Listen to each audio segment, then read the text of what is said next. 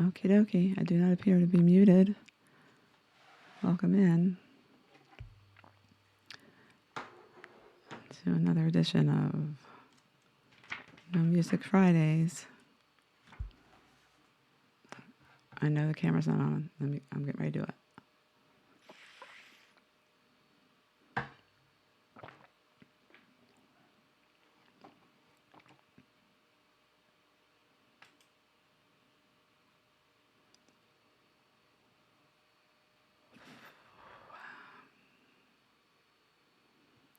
Hello. Welcome in. Welcome to No Music Fridays. Tonight I'm going to read. But I'm going to read from Prince's biography called The Beautiful Ones. That was in the process of being written when he left us, allegedly. And, you know, he had hired a writer to assist him. And I think they could only work on it for like 3 months before. Oh, I never took off the dust jacket. It's so pretty without it. Look at that. Of course it's purple.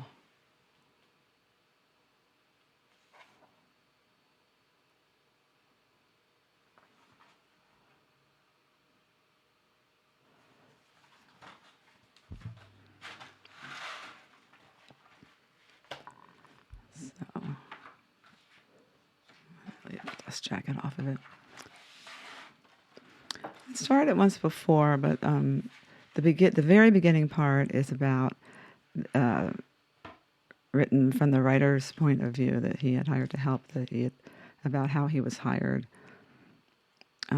what Prince was looking for, that kind of thing, and it was a little too dealt with issues I don't feel like talking about on the stream. But if you keep going, then it starts with his life. And oh my gosh, he was such a cute little boy. Has everybody seen that clip that they... Hi, it's No Music Fridays. Hey, Slushy. Welcome in. But yeah, it's No Music Fridays. So no music. Oh, thanks for stopping by, though.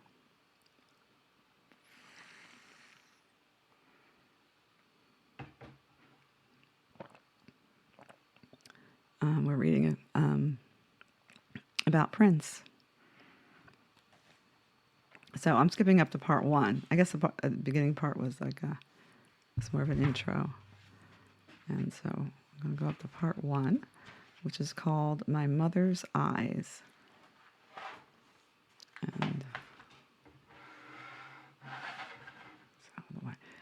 there's a picture. It's way too far for you guys to see it well, but of his mother and his father at the piano.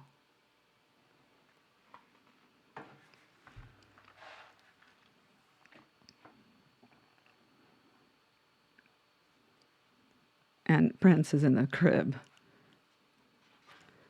But yeah, this footage that they accidentally found at the news station in Minneapolis, accidentally found, like going through their archives of, when this man on the street interviews, and they had a bunch of, and I guess there was a teacher's strike, and they interviewed just a bunch of people on the street, and they interviewed Prince. He was probably about 10 years old.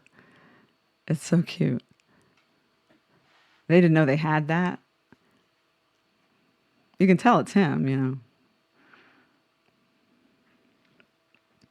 So, Prince wrote in like text talk before anybody did, and he kept it up. So all the I's are pictures of eyes, all the R's are just the letter R, or just the letter U. So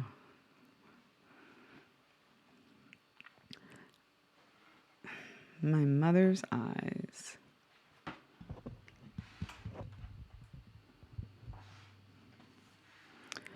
That's the first thing I can remember. You know how you can tell when someone is smiling just by looking in their eyes? That was my mother's eyes. Sometimes she would squint them like she was about to tell you a secret. I found out later my mother had a lot of secrets. My father's piano. That's the first thing I remember hearing. As a younger man, his playing was very busy but fluid. It was a joyous sound. The eyes and ears of a songwriter can never get enough praise. The way things look and the way things sound, when conveyed lyrically, can give a song space and gravity. Of course, to this writer, there was nothing more beautiful than his mother's eyes. But why? One of the reasons is how playful they were, the fun and mischief they promised. There were two princes in the house where we lived, the older one with all the responsibilities of heading a household, and the younger one whose only modus operandi was fun. Not just any run-of-the-mill childhood board game fun, but fun with a wink attached. My mother liked to wink at me, knew what a wink meant before I knew how to spell my name. A wink meant something covert was going on, something special that only those who were in it could attest to. Sometimes when my father wasn't playing piano, he'd say something to my mother and she would wink at me. She never told me what it meant, and sometimes it would be accompanied by a gentle caress of her hand to my face. But I am quite sure now that this is the birth of my physical imagination. An entire world of secrets and intrigue, puzzles to solve, and good old-fashioned make-believe. A place where everything for a change goes your way. Where one could get used to this. Many artists fall down the rabbit holes of their own imaginations and never return. There have been many who decry this as self-destruction. I prefer the term free will. Life is better lived. What path one takes is what sets us apart from the rest.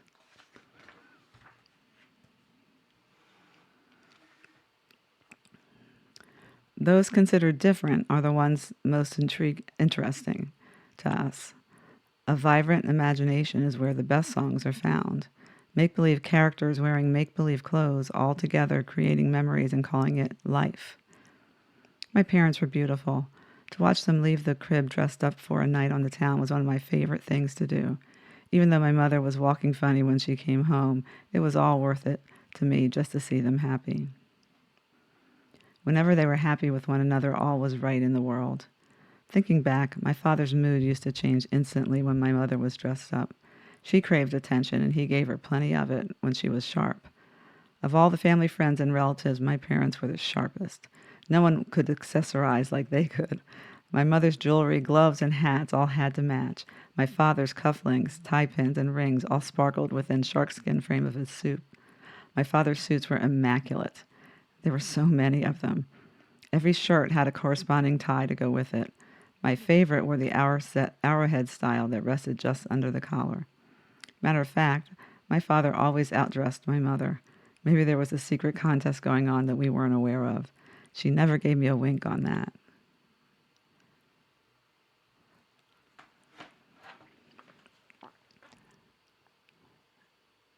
His parents were sharp. Hey, Latasia. How have you been? Been busy with the new job? Been promoted yet?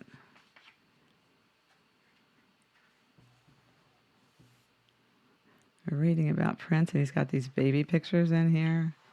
Oh, he was adorable.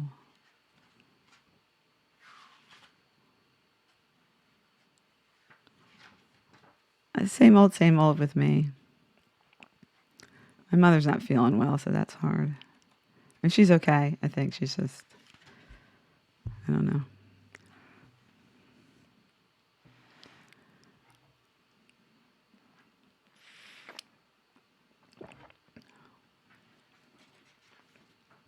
You still have weekends off? Did you start the other things yet?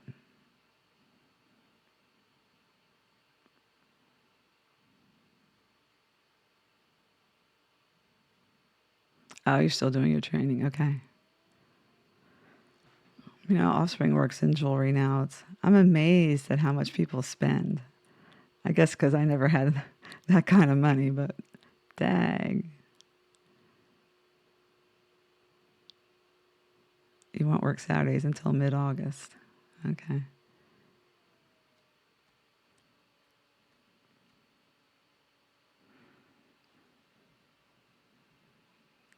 it's not someplace I would be able to shop.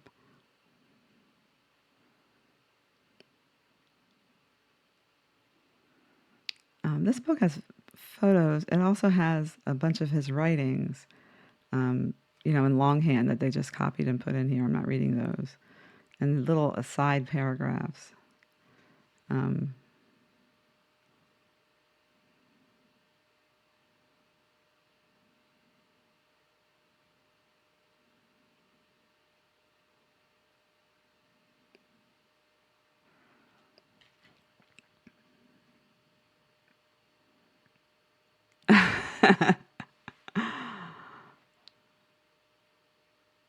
don't do it. Don't get. I can't, girl. I can't. But some of the folks coming in here, she said somebody came in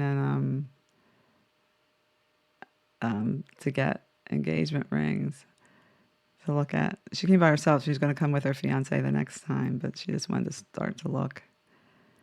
And so she was asked, so where are you budget wise? Where do you want to stay around? And she's like, well, let's try to keep it under $100,000, but I do have some wiggle room. It's like, girl, where are you wiggling at $100,000? Ain't no wiggling at $100,000. Shoot. Oh, well, you had already picked one out, I thought. Wiggling at $100,000.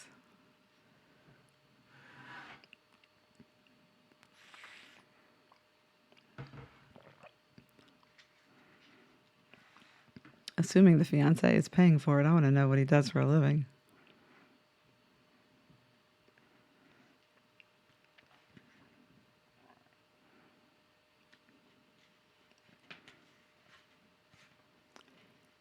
It's a different world.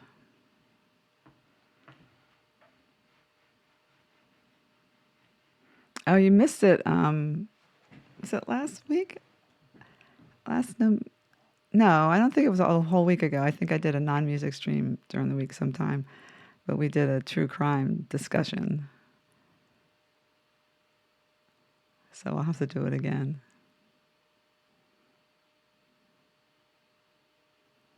Oh, now you want a different shape. Okay. Diamond earrings are my next things for sure.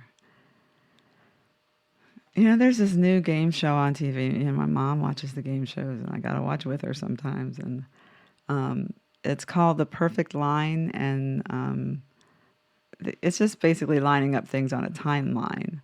And then for the final one, you don't do a timeline. Now you have to guess prices of things. And tonight it was jewelry. And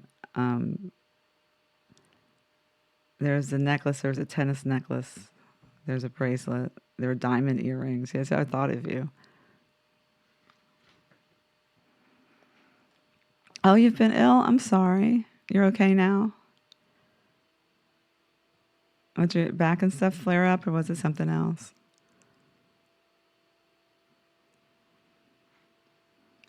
We discussed maternal instincts.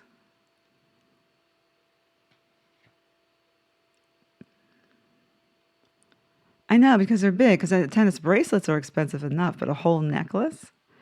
But that was not the most expensive one on the list. The most expensive one was a necklace with geometric shapes, but I think it was sapphires and diamonds. So they were big stones. So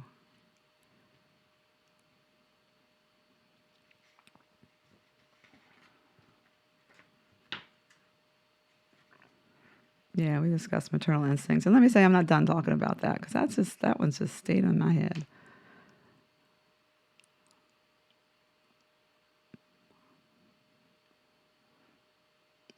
It still angers you, yeah.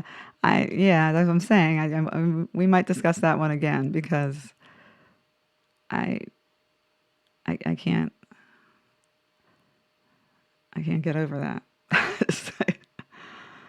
The whole thing, but we'll discuss it another time.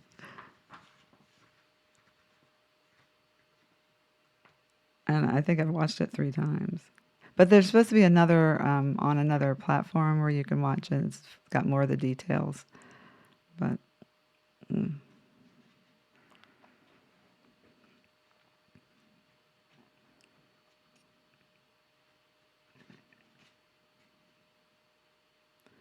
Nausea and major fatigue, but much better than the past few days. You didn't have that lettuce disease, did you? That messes up your stomach.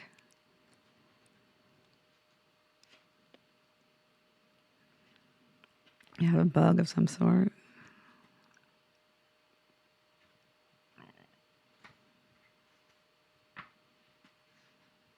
Well, I'm glad you're feeling better anyway. Get some rest if you can, she says at 2:15 a.m.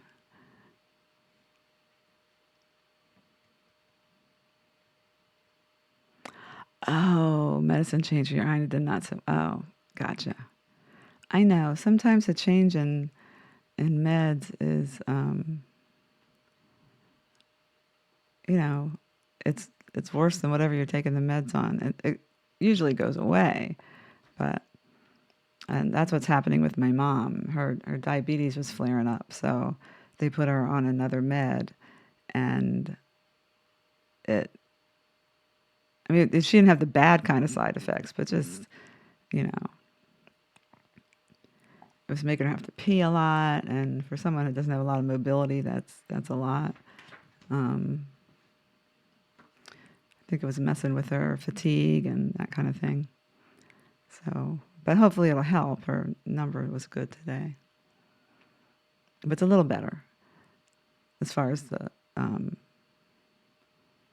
having to go to the bathroom all the time. I just woke up from a 4-hour nap. Okay. Well, I'm glad you're getting your rest.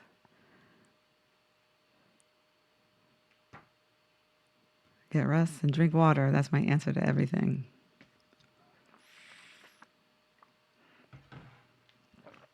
It is most of the time. My mother's doctor said I got to force water on her, so because then the other side effect is getting a UTI, and you don't want that. So,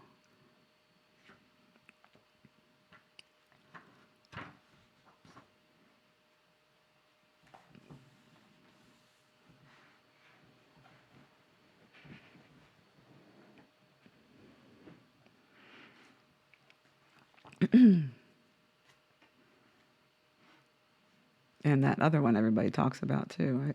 I have to talk about that. The Shirilla one.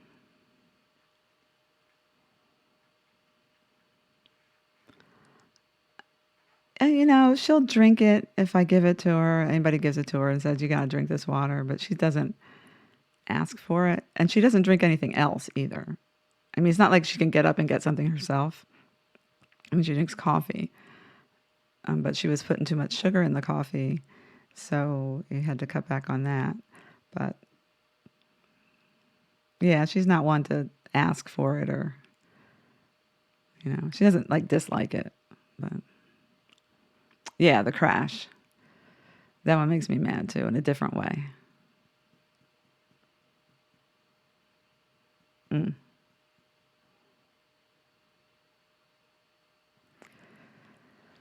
Yeah, we'll have to discuss that one too.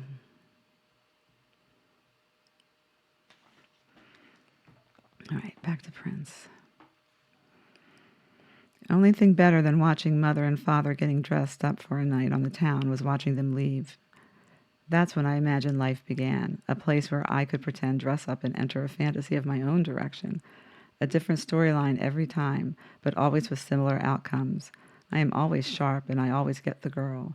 In my fantasy world, I always live far away from the public at large, usually on a mountain, sometimes a cloud, and even in the underwater cave. How that was accomplished we'll never divulge, but somehow it worked out. Hey, Gary, welcome in. How was your stream? Hey, LaRusse. Thanks for coming through. Hey, Gary, how was your stream? Were you simulcasting to YouTube? Did you have a theme tonight, or you're just going with the flow?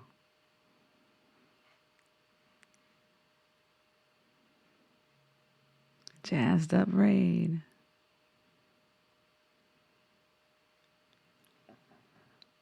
Well, thanks for coming through. Oh, excuse me. I'm just going to read a little bit because I'm really tired too, but of this Prince's biography, which was in the, oh, I don't have the jacket. I took off of it because this book is pretty.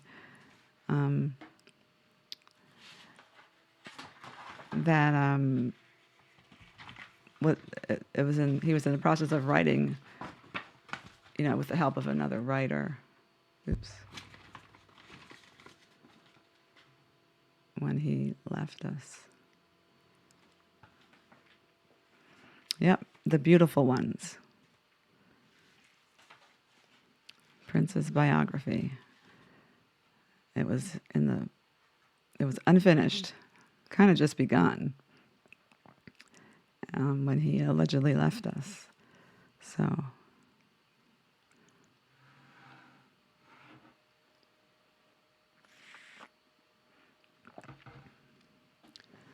only thing better than watching wait, I already read that part. Superpowers, optional but always with secret flying abilities to enter and exit a location anytime I choose. Hidden places, secret abilities, a part of oneself that is never shown.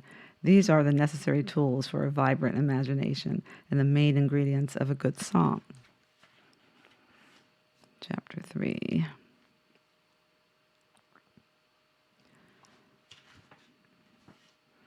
If not traditionally beautiful, what characteristic can a woman possess that still makes her irresistible to men?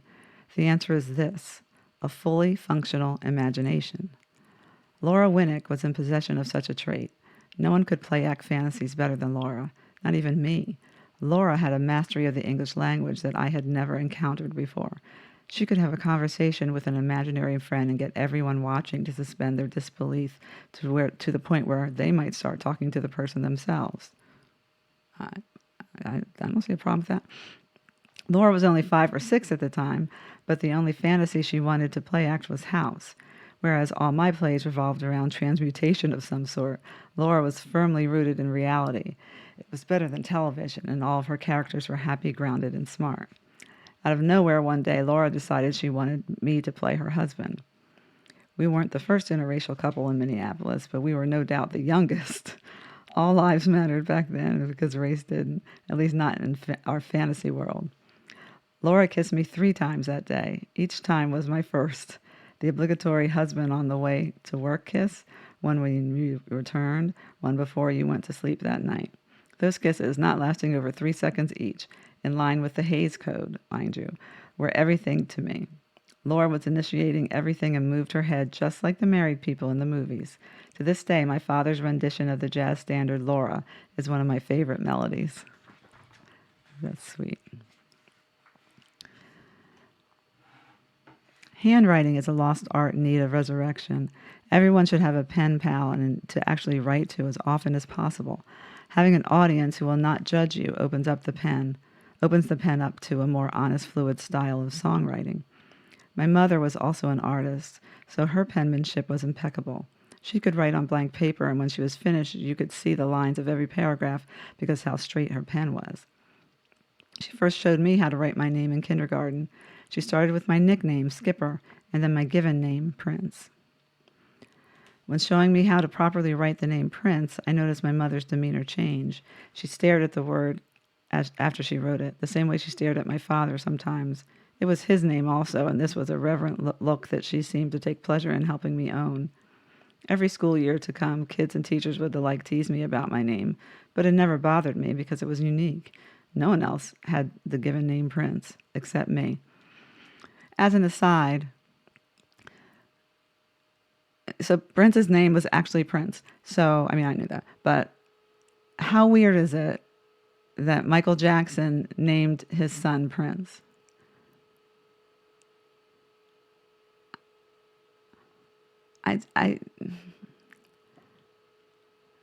Given their rivalry and all of that, he named his son Prince. Anyway, in this book, there's pictures, and then there's blanket is weird, Blanket is weird. Um, and then the other one's Paris. That's not so bad.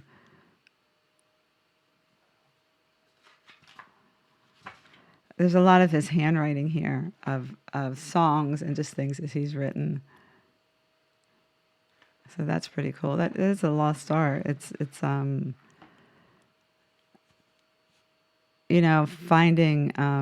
handwritten notes about songs or lyrics. That's something really kind of special. And if we do everything on the computer, we won't have that. Because even now, I'll clean up and I'll find random handwritten song lyrics.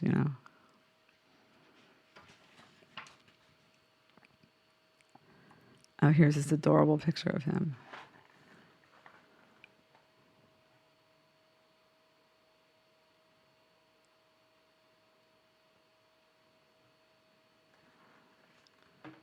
So cute. Oh, no, I haven't seen that, Letitia. So Prince wasn't behaving, huh?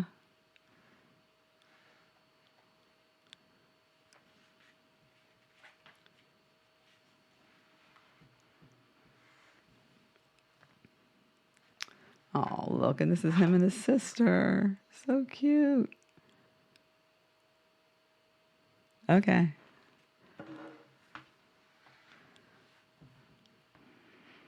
There's a technique called visualization that was most certainly being employed back then, even though we had no name for it. Things I wanted to happen, I would write or type. Looking back at those lists now, most everything came true before an actual stab at a real fully formed song. List stats were the first original writings. The list I was most proud of was the one containing my girlfriends. All the girls I liked at school were included. Whether they liked me or not was of no consequence. I liked them. They were on my list. So eventually they would like me. Rather than a cute little kid in their first grade class, they would one day think of me as a superhero who they really just want to play house with. Yeah, that's right. Um, the problem with vision lists is that they take time. Patience is required. After the encounter with Laura, who had since moved away to a better neighborhood, I needed real partners to explain the deeper, meaningful relationships in the subconscious world. I was smaller than the rest of the kids in school, so I needed a gimmick, something that would make people notice me. I tried tap dancing at my sister Tika's prodding. Tika told me I was good at everything, and I believed her. So off to the school talent show I went. What happened next almost derailed my hopes of neighborhood stardom for good. After they announced my name, I sheepishly walked on stage and proceeded to do a never-changing rat-a-tat step, with no music, mind you. 4.5 minutes, which actually felt like years. Well, until I just stopped. I think the applause was what got me getting off the stage. Anything to make that tapping noise stop. Dwight Buckner and his brother followed me home from school that night. First to escort my sister and I home because it was sundown after the talent show, and secondly to ridicule me for my performance. Dwight and his brother would mimic my routine in between uproarious laughter. Dwight kept saying to me, "What's wrong with you, niggers?" Oh, that's not the word. Negroes ain't supposed to tap dance no more. Early on, I believed another power greater than myself was at work in my life. We grew up first attending Seventh-day Adventist Church, where I first met the Andersons. Fred Anderson and his wife Bernadette were friends of my parents. And though I never asked, I believe now that Bernadette and my mother secretly had each other's back when it came to their husbands. For that matter, I think that the entire planet has been maintained this long by the feminine principle. I can always let my guard down when there's a woman present. Hello. Pedigree 81555. Welcome in. We're having a No Music Friday when we do something other than music, and so we're reading about Prince. Where is my mouse? I don't know if you've been here before because I never have the list up, but there's some info on me. And welcome in.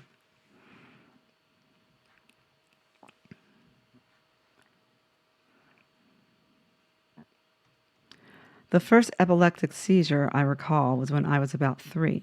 I loved to play outside and felt completely free with no ceiling. Clouds seemed like home to me. One day the clouds started violently spinning, and I just remember being carried by my father into the living room where I came to on the couch. A trip to the hospital revealed I was epileptic and prone to seizures at any time. My brain has always been overactive, and the blackouts would occur primarily from overthinking. Basically, bred by the norm by the normal. Gosh, I need to get some sleep. New word of life. Always views it through hyperrealities. My school teacher couldn't just be the person who taught the alphabet and math. She had to be a willing participant in the mud wrestling contest between me and the other teachers at the school. And the contest started once I got home after school in the octagon of my brain. Coming back to reality was always very jarring. The last seizure, I recall, happened walking to my grandmother's house. My sister was up ahead of me, walking with my mother. Just remember sitting down on the sidewalk and feeling very small. The two of them went farther and farther away. I could hear my mother's voice calling out, "Skipper, get up, come over here. Don't make me come back there to carry you." Carry me is what she had to do, though, because this blackout was bad. Apparently, there were violent convulsions accompanying it and scared everyone something awful. I can't imagine my mother's true feelings about herself back then, but she has the deepest gratitude from me for enduring from what must have been a nightmare. She told me that shortly after that episode, I approached her and told her that an angel came to me and told me I'm not going to be sick anymore. I never had another seizure. Wow.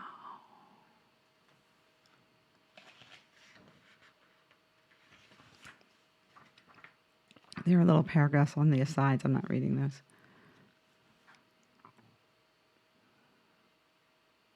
And more pictures of his mother. Yeah, she was sharp. I know it's too far for you to really see it, but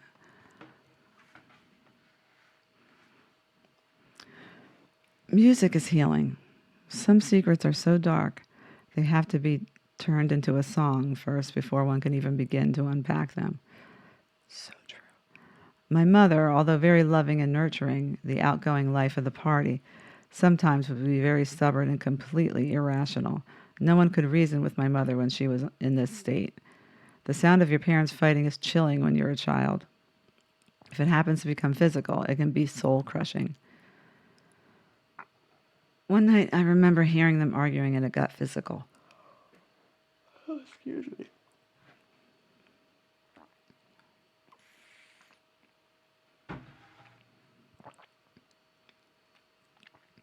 At some point, my mother crashed into my bedroom and grabbed me. She was crying but managed to smile and said, "Tell your father to be nice to me." She held me up as a buffer so that he wouldn't fight with her anymore. What? You use your child as a shield?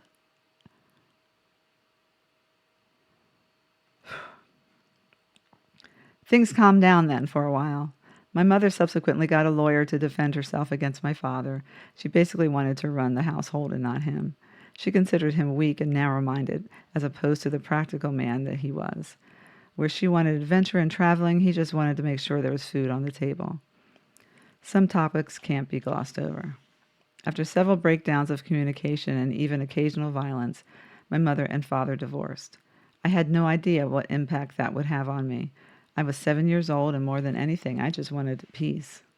A quiet space where I could hear myself think and create. The separation was good for both of them at the time. They needed to explore themselves without interference from each other. For a time, everyone was happier. My father would come by every weekend and take us to church and then to dinner afterwards. Just like before, except now my mother was absent. This stubbornness on her part would be the ultimate undoing. I miss seeing her get dressed up in her Sunday best. I miss the admiring eyes from the other kids because I had the most beautiful mom. Most of all, I miss the knowing wink that she'd give me whenever I was unsure about something.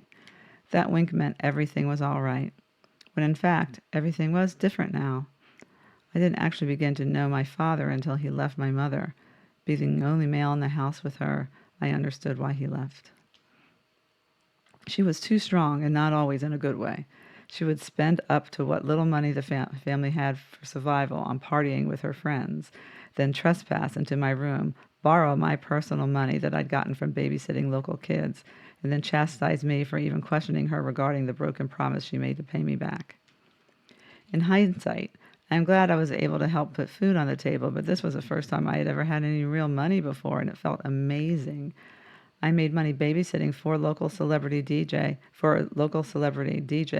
named Jerry Motormouth Mack. Him and his dancer wife Tracy were like Ike and Tina Turner of North Minneapolis. Jerry was a godsend to our community.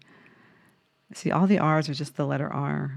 He was always dressed to the nines, quick-witted, silky smooth with the compliments, and kept an extra bankroll on hand for tipping. Jerry tipped everybody. If he had money, everybody had to have some. He loved complimenting my mother. She borrowed his money sometimes. I'm sure she never paid it back.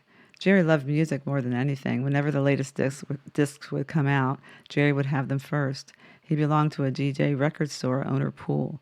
Having a fast track to the baddest, just-released joints made you top dog in the hood. What's more, Jerry had a drum set, a piano, a mic, and an amplifier he used for his DJ shows. I had only seen an amplifier on TV behind the Beatles. I had no idea this device would become more important to my life than a stove. Countless hours I would spend in Jerry's basement looking at all the 8x10 glossies of the greatest R&B stars. B.B. King, Bobby Blue Bland, Al Green, and Joe Tex Jerry even had pictures of my favorite singer, James Brown, on his wall. Jerry introduced me to Dee, the local record store owner. Dee had a shop at the end of Plymouth Avenue, as we knew it. We never rode past Dee's record shop without stopping in. Excuse me. A trip to Dee's was a happy day. Any song that caught my fancy was first purchased, then transcribed. Lyrics only, as I never learned to read music. Recopying a lyric helps you break down the line to see what it's made of. If you feel like loving me, if you've got the notion, second that emotion.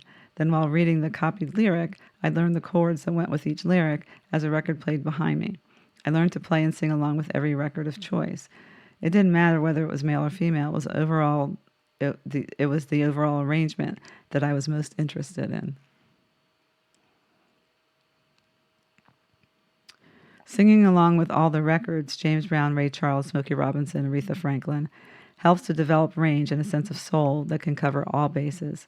There are many great singers, but not that many funky singers. How a word is shaped in the mouth and the velocity or subtlety of that word is sung with is what characterizes a funky singer or not. Truly funky singers actually sound like they're singing in everyday conversation. Look at an interview with some of the greats. You know the names. If you feel like dancing while they're just talking, that's funk.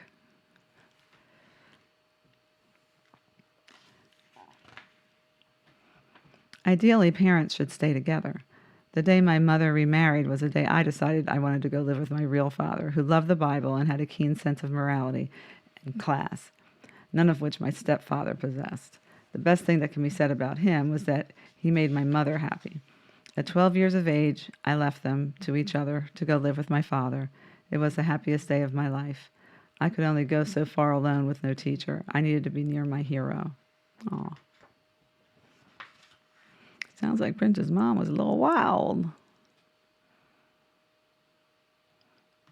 I have a copy of a letter written to Skipper Nelson Baker. And looks like a school picture of Prince. It's too far for you guys to see it, but so cute.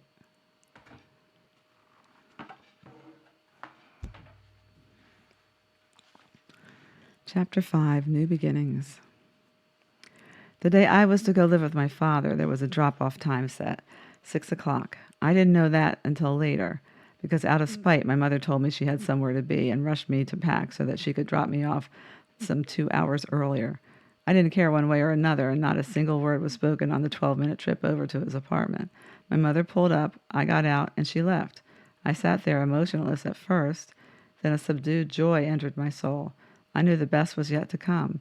I wanted to prove to my first love, my mother, that the name Prince, my father's stage name and now my given name, was worthy of her love, adoration, and respect.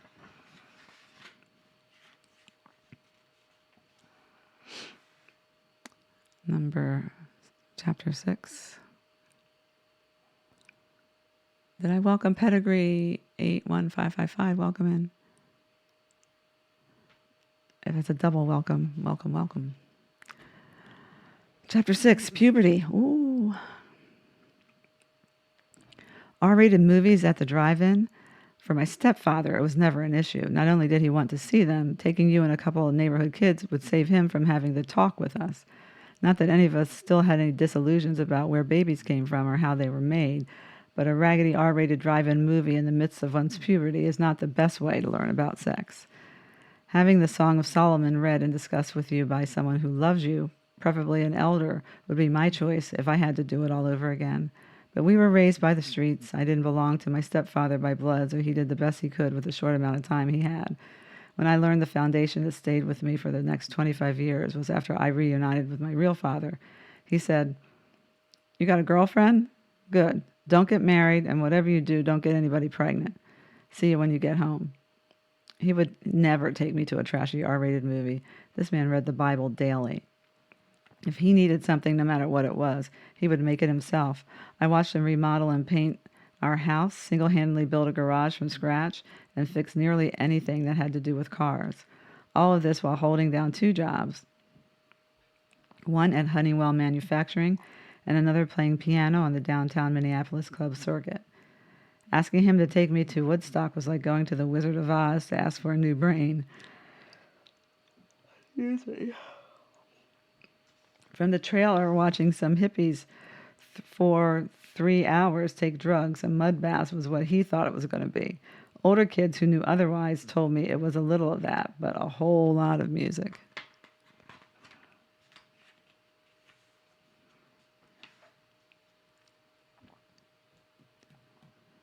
It's a flyer from Prince's dad's trio. And a business cards.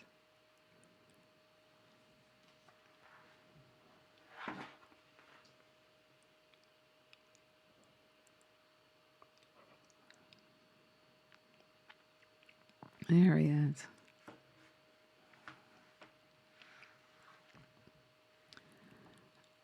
After convincing the Wizard of Oz that I didn't need a brain, I really just needed more courage to ask him to take me. And my father smiled and said, "Okay, I'll take you on Sunday afternoon after church." Of course, that was the longest service I had ever had to sit through.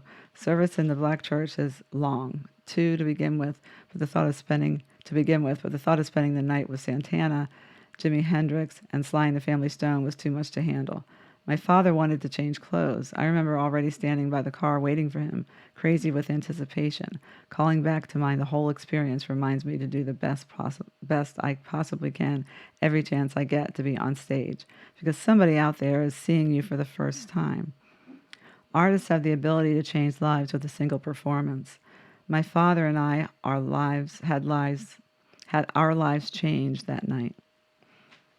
The bond we cemented that very night let me know that there would always be someone in my corner when it came to my passion. My father understood that night what music really meant to me. From that moment on, he never talked down to me. He asked my opinion about things. He bought me my first guitar because we couldn't fit a piano into my aunt's house. The apartment we lived in was getting too small for us, so my father suggested my aunt take care of me for a while.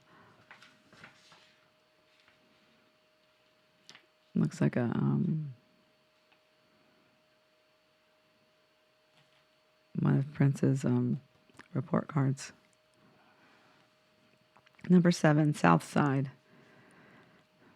The north side of Minneapolis had too much testosterone for my taste growing up. After I moved to the south side and had to change schools, Andre Simone, who was my same age and played bass in our band, routinely in the 4 for the R's are getting to me. It's not just R instead of ARE. It's every time there's an R. routinely informed me of what I was missing. Serious fights, unwanted pregnancies, sometimes even shootings. When a local DJ, Kyle Ray, who was much loved in the community, got killed, the whole scene was something that I needed a break from. The south side of Minneapolis was at once another secret place that instantly set me apart from my north side crew. Besides that, puberty hit with the strength of a hurricane, and all I could really think about was the opposite sex. The cool thing is that now I was in a much more wholesome environment. My Aunt Olivia, however, overly religious, this woman talked about the Bible more than Jesus, loved and cared for me the best she could. When it came to her husband, Mason, on the other hand, she was rude, highly dismissive, and joyless for no reason, or so I thought. One day during one of my father's weekend visits, I asked what had happened, and when he said, "Let's go for a drive," I knew it. 'Twas about to go down.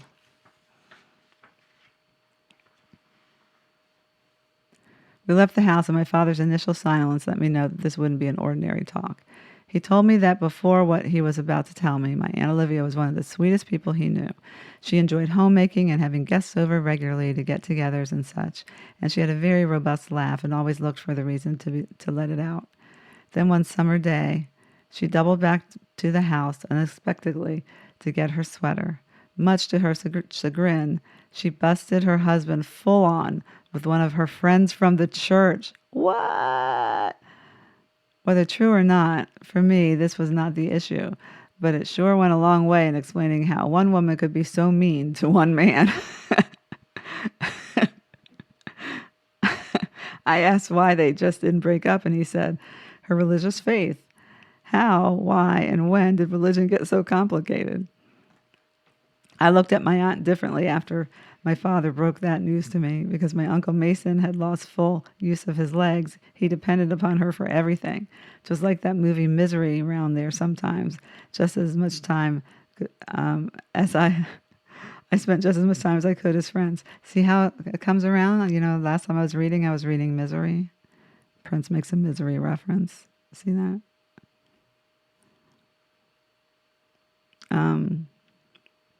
I had a band over north and the fantasy combination of high school sports and women over south. There was a constant tug of war going on between the two always.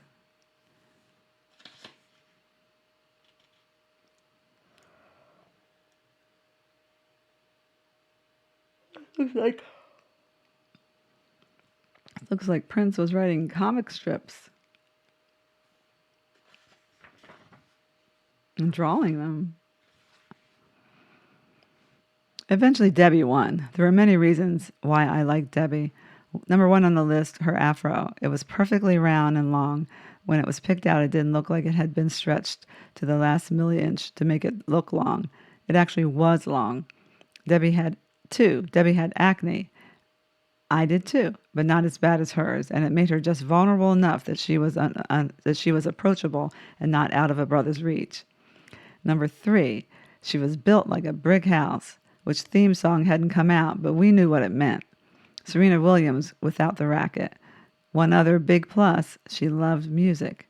She hipped me to Drawls music, R&B primarily for the ladies. Before Debbie, I couldn't stomach any music without a guitar solo.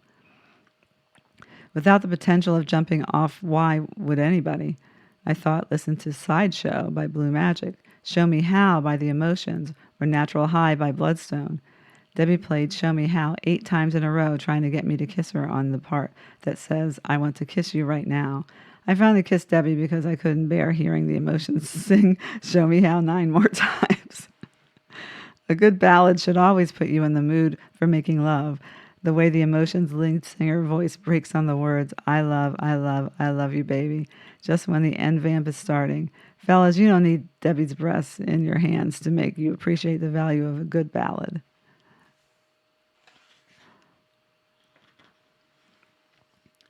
This is my jam. Everybody can point to at least one song that is their jam and nobody else's. The first time I knew I had written one of those jams was Do Me Baby, a song whose intro made me feel the same way I felt the first time I heard Sweet Thing by Rufus featuring Shaka Khan. Everything about the lyric and the vocal performance is flawless. Perfect note selection on the melody, but much more than that, a totally believable singer, and we buy every single word. Now the arrangement. The guitar, bass, and drums make this jam. It's one of the funkiest slow songs that came out at the time. After this, there were many funky ballads by the Ohio Players, Isley Brothers, and even Marvin Gaye. I should play it, but will I get a copyright strike? If you don't know, Sweet Thing.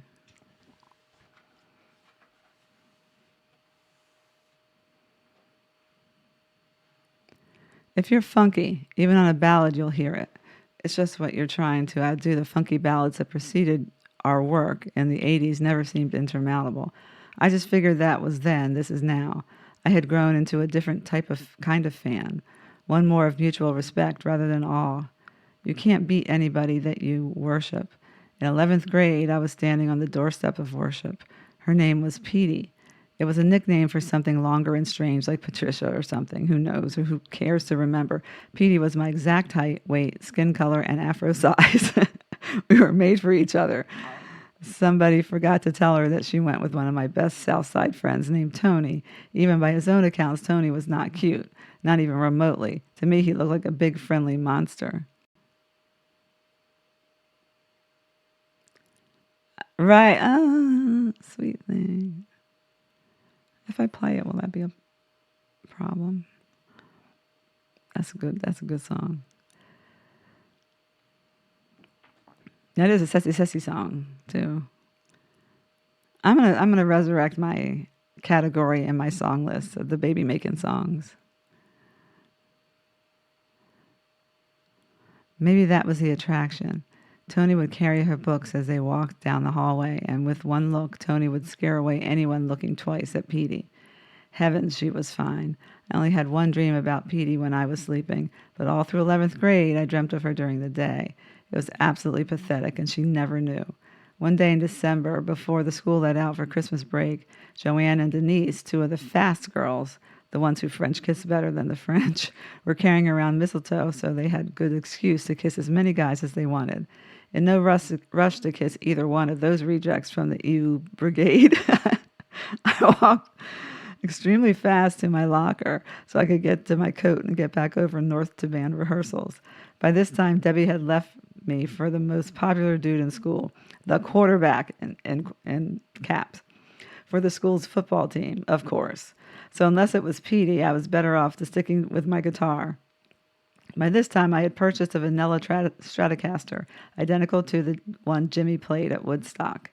Once I got to my locker, a scene from the John Hughes film, the locker door closes and Petey is standing right behind it, way too close for comfort. My heart skipped a measure and then ran out ahead of me to go catch the school bus home. She said with the sweetest baby-like tone, "So, Prince, what's this going to be?" To my surprise, Joanne and Denise were standing right behind me, both with mistletoe dangling over my head.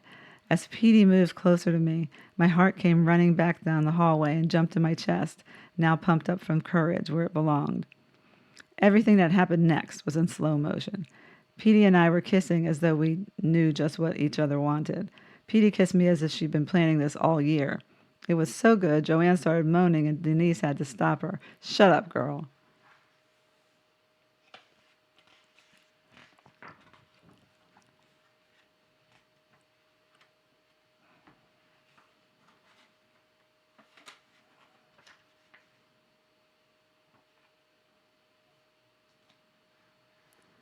Petey wouldn't stop. She grabbed my neck and started kissing me harder. Denise said, "Dang, you guys," and then Petey stopped. She didn't let go of my neck. She just stopped kissing and looked at me and said, "Did you like that?" He nodded his head yes. She let go, and the three of them started off the hallway looking for their next victim. On a cloud, I left school that year more self-assured than I had ever been my whole life. I was absolutely certain that finally I was living the imagined life, that wherever I was, rich or poor, all my dreams would come true. I stopped at the record store downtown called Musicland, which was like Blockbuster Video for music. Dee's record store had been long gone, and the majors that had begun to take over. Wendy's Fast Food Burgers opened its first store, and I was just as oblivious to it all. Petey kissed me, and now I had in my possession Rufus Eyes, perhaps my favorite album by Shaka Khan, for the reasons I stated earlier. The piano intro to Packed My Bags left me with butterflies. I remember trying to tell my friends how I felt about this music, but nobody seemed to understand. Actually, nobody except Marcy. Marcy lived on the north side. I met her in total darkness at a house party, just like my favorite scene from the movie About Time with Rachel McAdams. Rachel and her love interest meet in a sensory deprivation in a sensory deprivation diner. You are dinner. You are served and dine in complete darkness. Imagine that meal. Sensory deprivation diner with a capital D though. You are served and dine in complete darkness. The house party I met Marcy at wasn't pitch black by choice. Nearly all the house parties back in the day were dark inside because disco lighting was expensive. The best you might do would be to stand by the Christmas tree lighting so at least you could see who your dancing partner might be. As I recall, I just asked Marcy to dance because she was the closest in the vicinity, and I loved that song that had just come on. It was Skin Tight by the Ohio Players, and the bass and drums on this record would make Stephen Hawking dance. No disrespect. It's just that funky. This is kind of funny.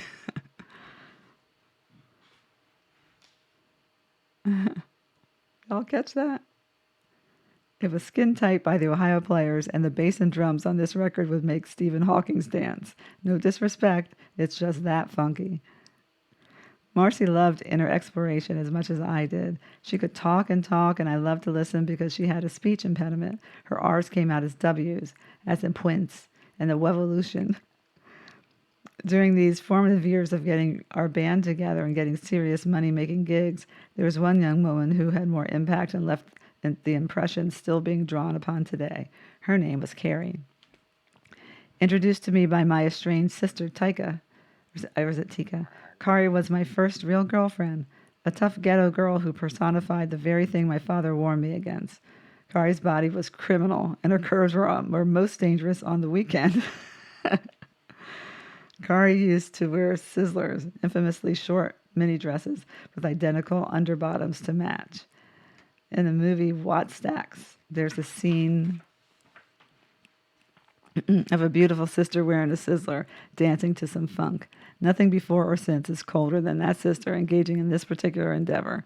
Kari was the first girl to expose a brother to just straight up animal lust, where rational thought is overcome by the strength of physical attraction. This feeling will draw words from a pen that one doesn't even know exist. This feeling will make one combine words that don't go together, but just sound so good you not only read them, you can smell them. Once a writer has actually experienced something for oneself, then they can better tell others about it. What happens when two lovers stare at one another without speaking so long, the separation between them disappears and they become one? One what?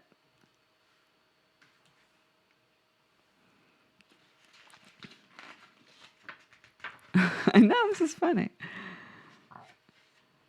Okay, part 2 for you.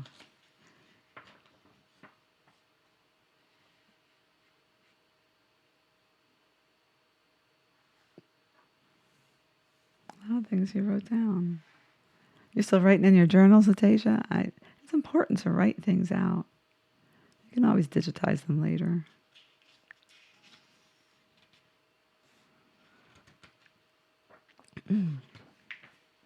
It's a bunch of pictures that are kind of small, so you guys won't be able to see them.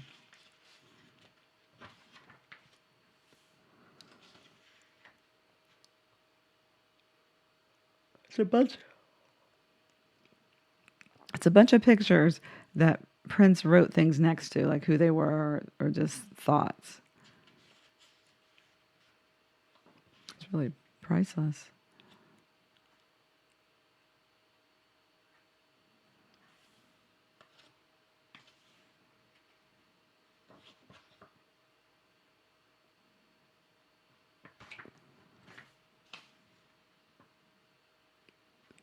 All right, this whole section here. Let's see how long this goes on. Let me skip the pictures.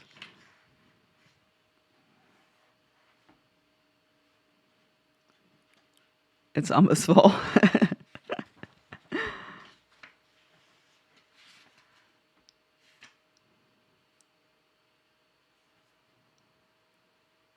Oh, I like this picture. I don't think I'd seen this one before. Might be big enough for you guys to see.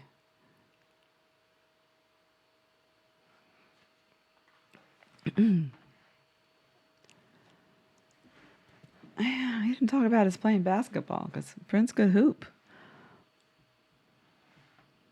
Once I got out of high school, it was interesting for a while because I didn't have any money. I didn't have any school. Ain't got no money. See what I did there? That's one of my favorite first lines of songs. Um, I didn't have any school and I didn't have any dependents. I didn't have any kids or girlfriends or anything. I had cut myself off totally from everything. And that's when I really started writing. I was writing like 3 or 4 songs a day, and they were all really long, which is interesting for me as a writer because it's hard to just take a thought and continue it for a long period of time without losing it. And it's harder for me now to write than it was back then because there's so many people around me now. I wrote a lot of sexual songs back then, but they were mainly things that I wanted to go on, not things that were going on, which is different from what I write about now.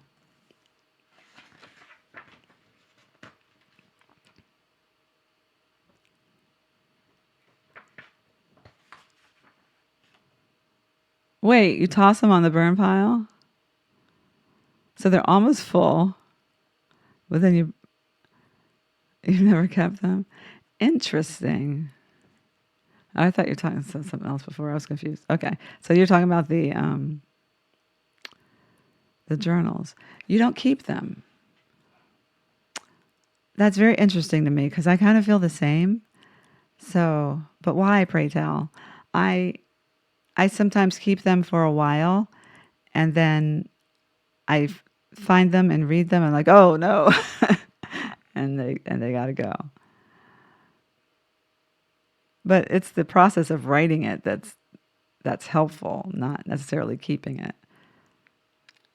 And as I've said many times before, when I leave this earth, I'm leaving unless it's sudden. I don't have time to finish. Um, I'm going to leave a carefully curated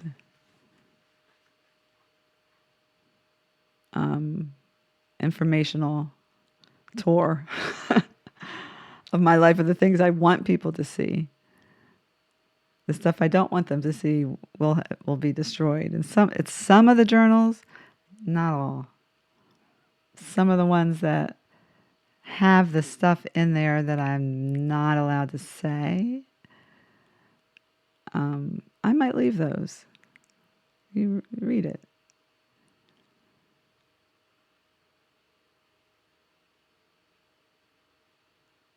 Oh, right. A lot of things you don't want to revisit. Yeah.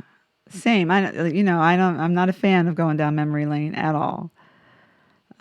So I hear you on that.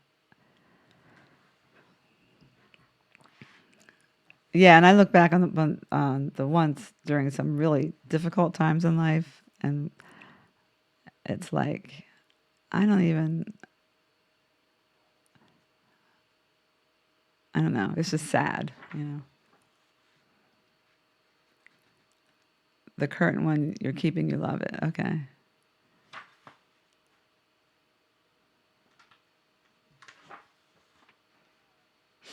I bought one and didn't start.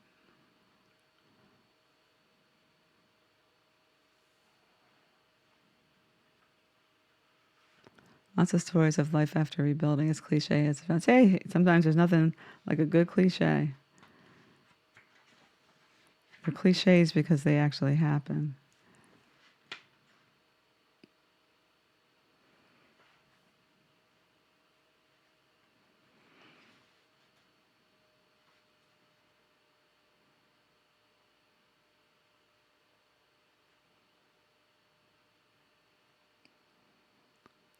But yeah, I have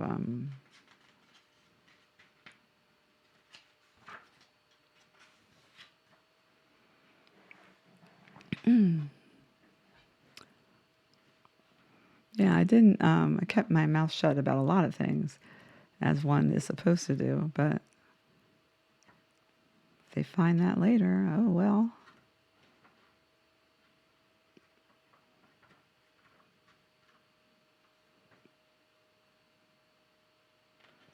But it's a little easier sometimes. They're very difficult to look at. But then I'm just deciding whether I'm going to keep them for someone to find. But, or part of them.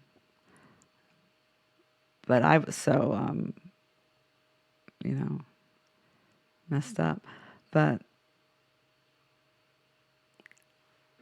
in other ways, though, I can give myself a little bit of grace when I do look back and see what was going on and what I dealt with, to forgive myself a little, like the song that I wrote. So,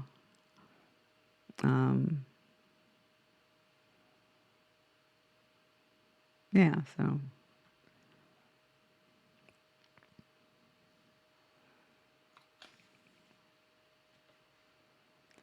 Anyway, there's a whole bunch of pictures, and I thought next to the pictures, because I wasn't really reading that part, it's just like stuff about the pictures.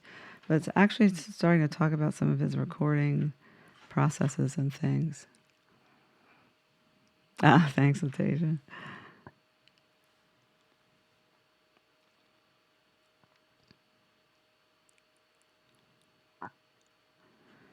I'd originally gone to New York, and I got 2 offers when I came out there to live with my sister. The only problem was I didn't have a cat in there fighting for me to get me artistic control over the production end of it.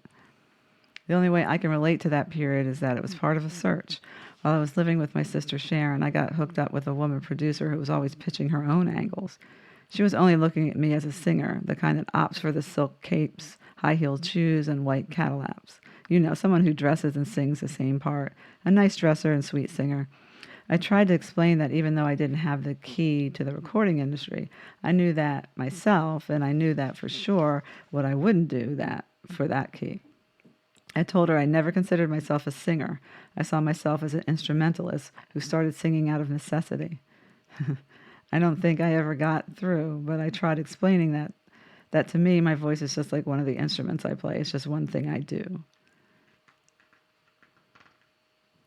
That's amazing. Because you know how I always say, if Prince did one of the things that he can do, he could still do that at the highest level. Like he could just be a singer and sing everybody else's songs. It would be fine. And not pick up a guitar or piano. Anyway. I sing in falsetto because when my voice changed, it went down, and I couldn't get any power out of it. I couldn't get any life, so to speak. The energy I couldn't get from that voice. With a higher voice, it was easier to hit the higher notes. There's something about the word high that I like. There's something about that word. It also hurts in my lower voice to sing when I sing too hard. It doesn't hurt in my falsetto.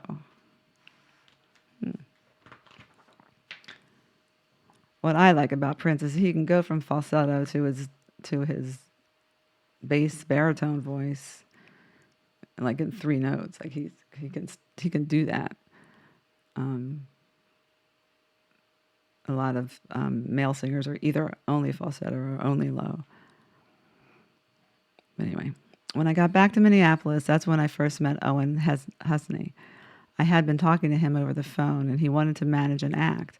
The main thing he said was that no one should produce a record of mine. I should do it. Owen believed in me. He really did. First of all, nobody believed I could play all the instruments. Well, I got a couple offers, and the only difference between Warner Brothers and the others was that Warner, didn't want to let me do production. They didn't want to let me plan anything on the records. I need to plug in my phone. I'm very stubborn, real bullheaded. If I want something, I really fight for it.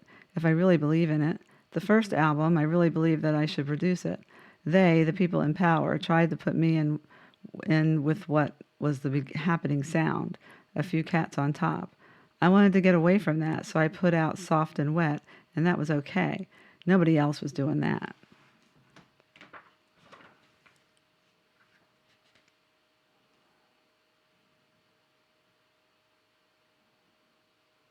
Oh, it's an invoice for renting a synthesizer. I wanted to make a different sounding record. We originally planned to use horns, but it's really hard to sound different if you use the same instruments. by not using horns on this record, I could make an album that would sound different right away. So I created a different kind of horn section by multi-tracking a synthesizer and some guitar lines. I think the main reason artists fall when they try to play all the instruments is because either they can't play all the instruments really well, there's usually a flaw somewhere, or they don't play with the same intensity each track. It's a hard project to do, but you have to pretend each time that this is going to be your only track and that you're the only guy who's going to play that instrument. So every time you go into the recording booth, you have to play like it's your only shot. If you do that, what you end up with is a whole band that is playing with the same intensity. Well, that makes sense. I was always trying to get the band to do something different. I was always teamed up on for that. Oh, I thought I crashed, but it was somebody else. I was always teamed up on for that, like in an argument or something like that, or a fight or whatever. It was always me against them. That's when I wrote Soft and Wet, which was the first single I put out. I really liked the tune, but everyone thought it was filthy, and you didn't have no business doing stuff without us anyway. I did what I wanted to do, and that was it. Oh, and it looks like it's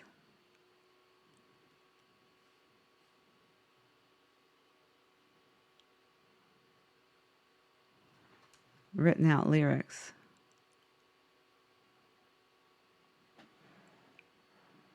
Which are pretty raunchy. Hey, lover, I just got a sugar cane that I want to lose in you. Baby, can you stand the pain? Hey, lover, baby, don't you see? There's so many things that you do to me. Ooh, baby, all I want to see is the love in your eyes. All I want to hear is your sweet love signs. All I want to feel is your burning flame. Tell me, baby, that you feel the same. Tell me that you feel the same way I do. Tell me that you love me, girl. If this is lust, then I must confess I feel it every day. If this is wrong, then I long to be as far from right as I may. Soft and wet, every time I'm with you, you just love me to death. Ooh, baby, you leave me without breath. Oh, that's nice. You're just as soft as a lion tamed, and you're just as wet as the evening rain. I really dig it when you call my name. Your love is driving me. You're driving me insane. Crazy, baby. Ooh, girl, crazy. About your love, soft and wet. You are soft and wet. Your love is soft and wet. Ooh, soft and wet.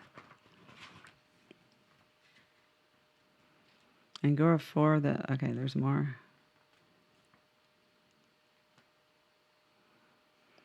So, yeah, this is written in a,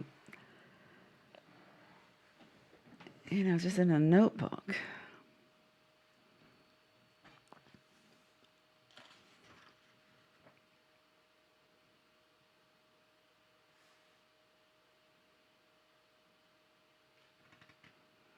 And he's written out tracks, the names of the songs and the tracks, and some phone numbers for Warner Brothers.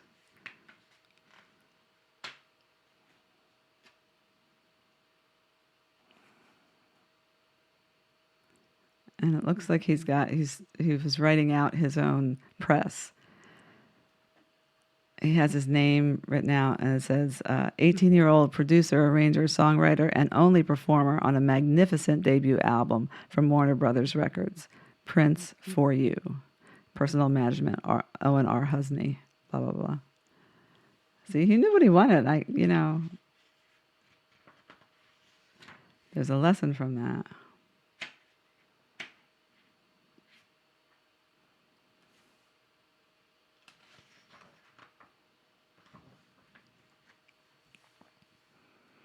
I was driving down the street in my Datsun the first time I heard my own song on the radio. It wasn't that I couldn't believe it. It's simply that my heart dropped to my knees. That's cool.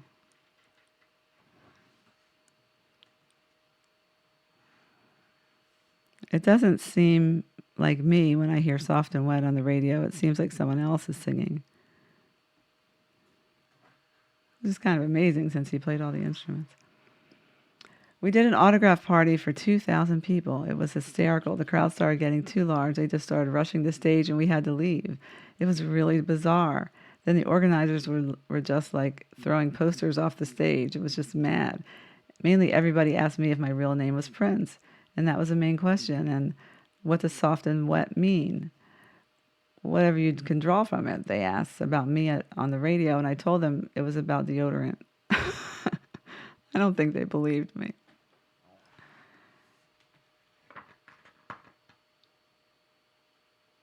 That's funny. Oh, here's that famous picture of him in some draws. Controversy, part 3. I'd like to have controversy on vinyl.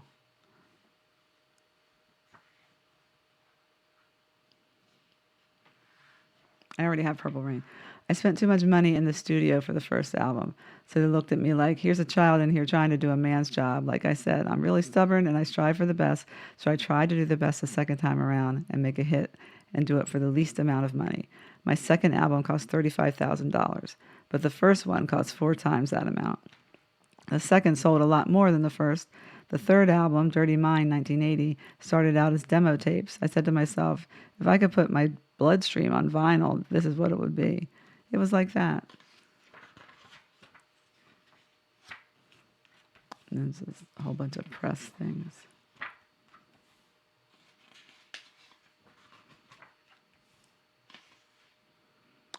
Whoa, okay. I mean, I've seen these pictures before, but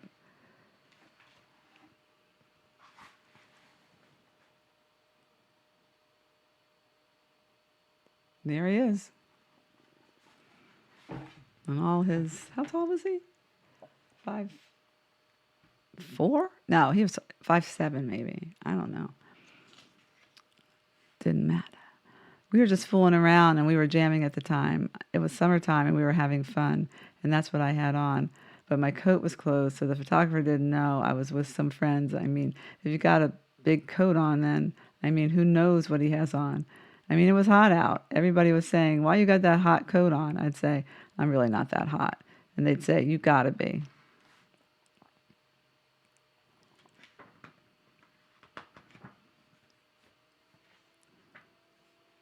Five two?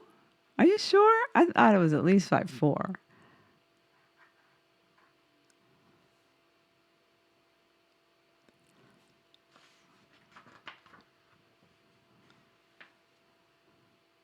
Oh yeah, he always had at least 3 inches on.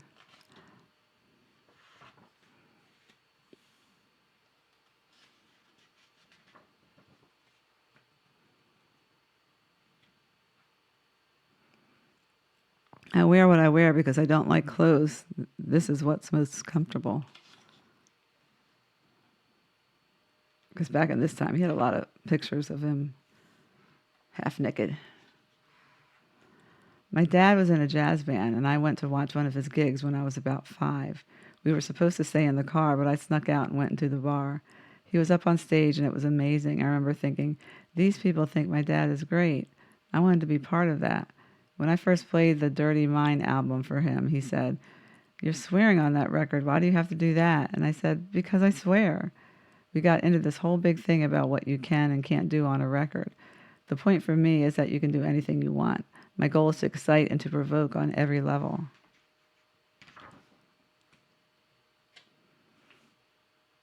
And then we've got him writing out the lyrics to Do Me, Baby. See, that's priceless. We got to write things down. Like you never done before. Ooh, give it to me till I just can't take no more. Here we are in this big old empty room, staring each other down.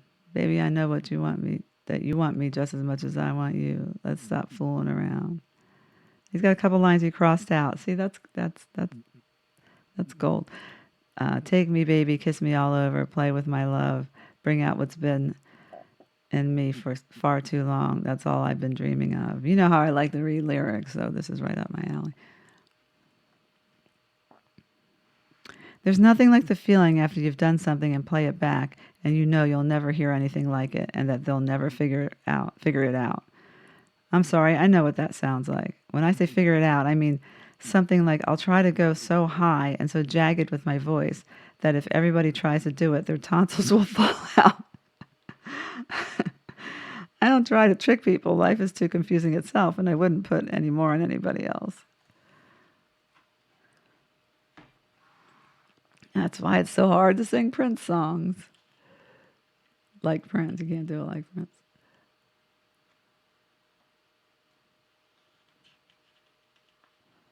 Here's some more.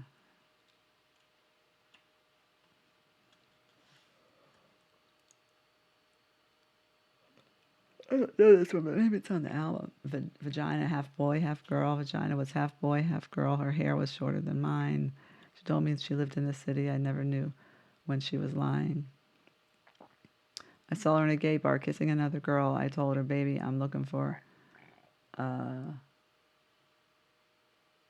turn on. She said, welcome to my world. Welcome to my world. Vagina was half boy, half girl. She showed me how to dance. We used to do it with the TV on, a political romance, half boy, half girl, the best of both worlds. And there's another verse.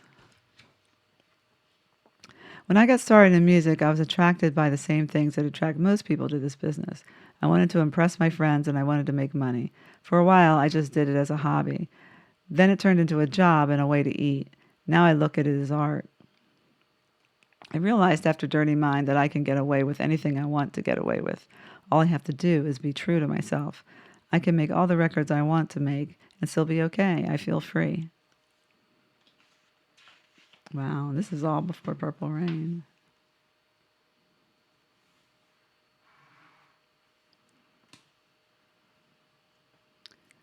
I think I change constantly because I can hear the music changing. The other day, I put my first 3 albums on and listened to the difference.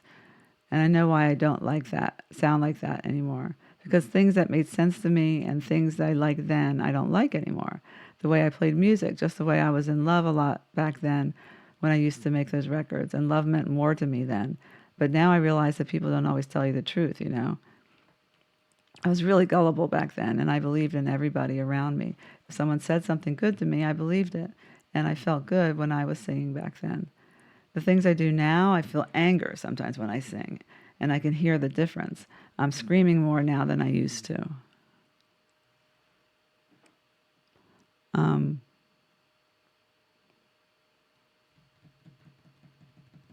And things like that. I think it's just me. It also has to do with the instrumentation. It has nothing to do with trying to change styles or anything. Plus, I'm in a different environment. I see New York a little bit more. In my subconscious, I'm influenced by the sinisterness of it. You know, the power. I hear sirens all the time, things like that. It's not like that in Minneapolis. If you ever go there, you'll see that it's real laid back, real quiet. You have to make your own action. I think a lot of warped people come out of there. Excuse me. My friends, I know a lot of warped girls, okay? Warped to means that they see things differently than I would, I suppose. They talk a lot. They talk a lot about nothing, but I mean heavy. They get into it like you wouldn't believe. I mean, we would get into an hour-long conversation about my pants, you know, why they're so tight or something. Do you know what I mean? I know exactly what you mean.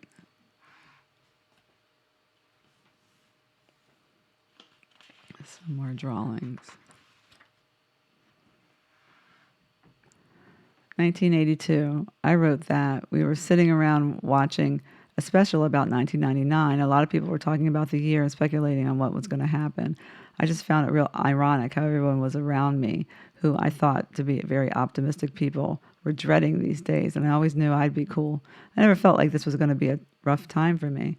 I know there was going to be rough times for the earth because this system is based on entropy and it's pretty much headed in a certain direction. So I just wanted to write something that gave hope. And what I find is people listen to it. And no matter where we are in the world, I always get the same type of response for them. That was from a Larry King interview.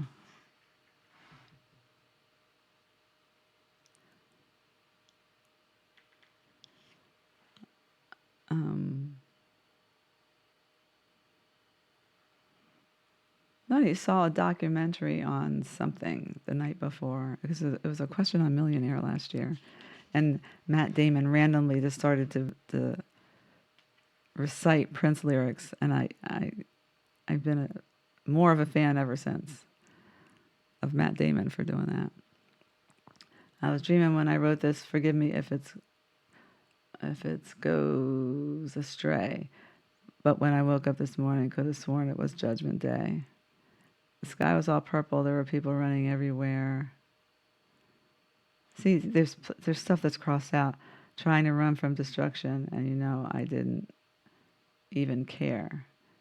Because they say 2000 party over, oops, out of time. Tonight I'm going to party like it's 1999. We know the deal. But it's kind of cool to see. I know you can't see this far, but it shows the lyrics written out by hand.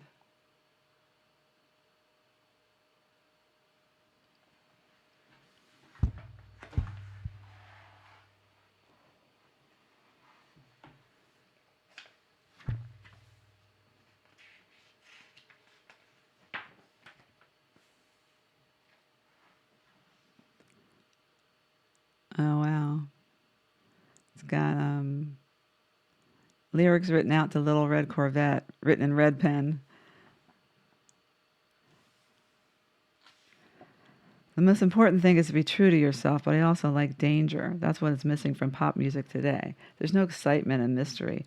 People sneaking out and going to those forbidden concerts by Elvis Presley or Jimi Hendrix. I'm not saying I'm better than anybody else, but I don't feel like there are a lot of people out there telling the truth in their music. That was from 1982 when he said that.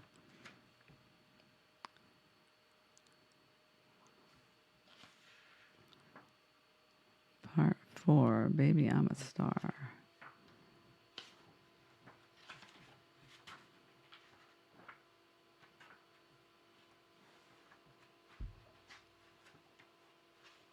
It's a lot of lyrics on it. I'm going to get ready to skedaddle. It's 3:30 a.m.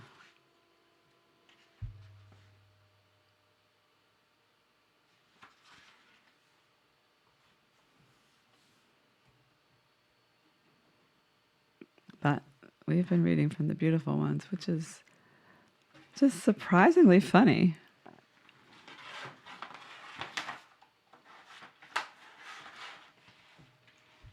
See, the beginning of it, that's why I put it down for a minute, it was so heavy. But this is interesting and funny.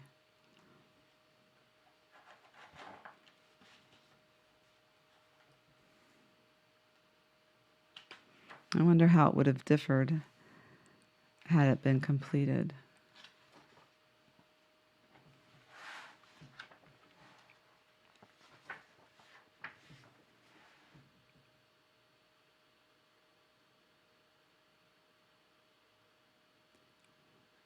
So this part, it looks like we'd be reading from his notebook. But I don't know if it's something that he wrote while writing the book or one of his old journals. I guess we'll know by reading it, but I'm going to need to skedaddle.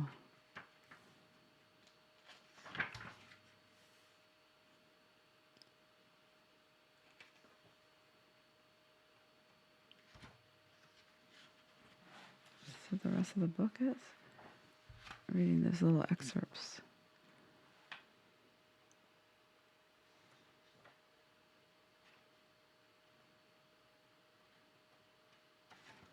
So interesting. And when I was paging through the pictures early on, I didn't realize that was part of the book.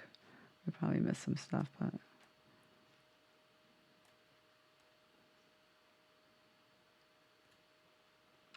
no, not too much.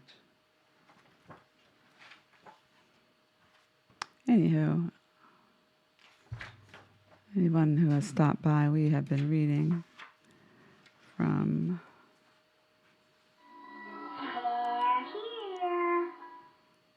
Oh, Leland. Hello, welcome in. How was your stream? What were you doing tonight? Do you have a theme of any sort? Or just playing music?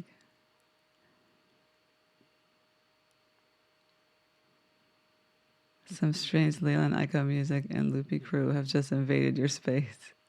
Oh no, the Loopy Crew! Should I be afraid? Be very, very afraid.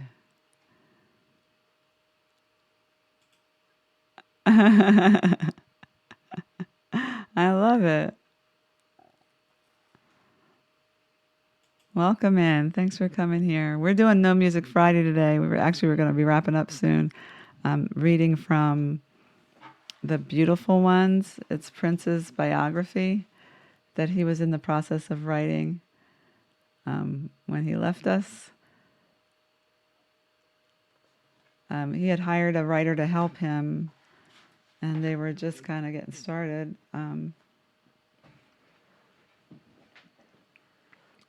But, I mean, you can tell Prince wrote a lot of this. And some of that are quotes from his interviews.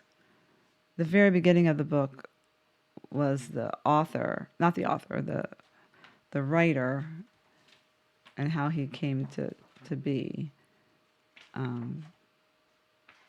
assisting Prince in this. Because, you know, I think Prince avoided this kind of thing for a while.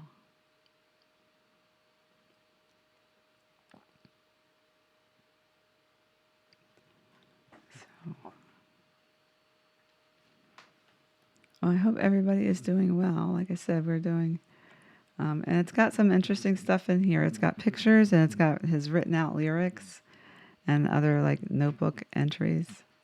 He said earlier, it's important to write things down.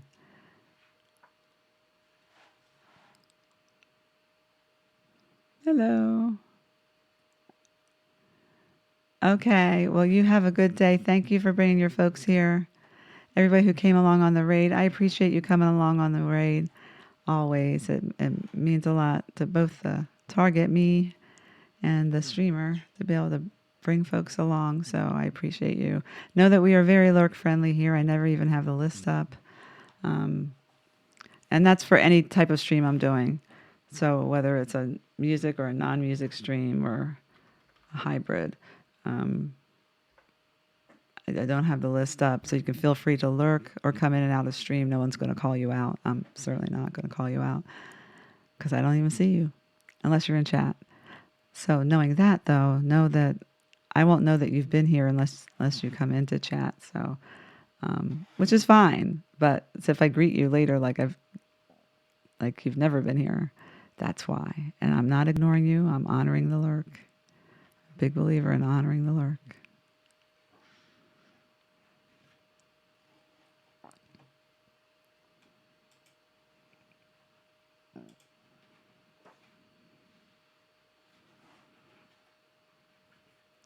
But again, thank you, and enjoy your breakfast. Oh, that's right. You guys are like 6 hours ahead of us.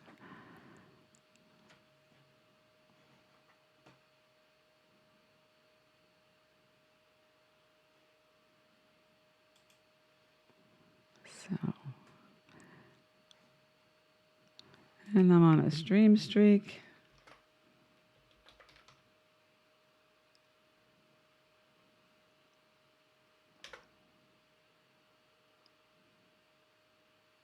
And music is the main part of the stream. I play piano and sing covers and originals. But since I stream every day, I have the opportunity and sometimes necessity to stream other content. This is an opportunity. I decided to do No Music Fridays just to always know what day I'm going to do something different. There are other days during the week where I might not be doing music. But at least on Fridays, you know, ahead of time. So if you are a follower, you get the notification of what I'm doing that day. So that's helpful. So if you feel like dropping a follow, I'd appreciate it. I'm trying to go on that road to 3K. I have my affiliate anniversary coming up. It's a tall order to get there by then, but A girl can dream. I should write it down. Prince says if you write things down, they come true.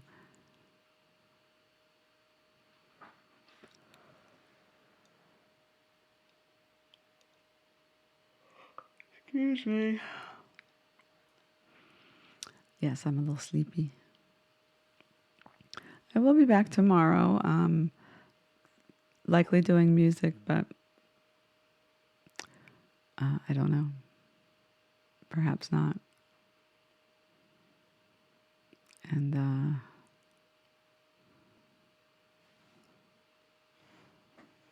yeah, I do need to hang. You'll see me do things around the house and stuff, cleaning out basements. I was moving, so I had to do all kinds of painting and stuff before, but that's done. I mean, the moving part. Now I have to do stuff here. But I had one stream when I was hanging my bass guitar on the wall, and I think I'm going to hang the other one too. So I don't know if I'll stream it, but I might.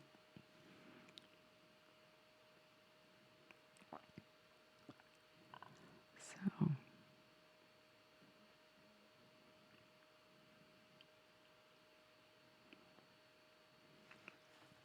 But again, this is what we're reading. Sometimes we read stuff about musicians like this.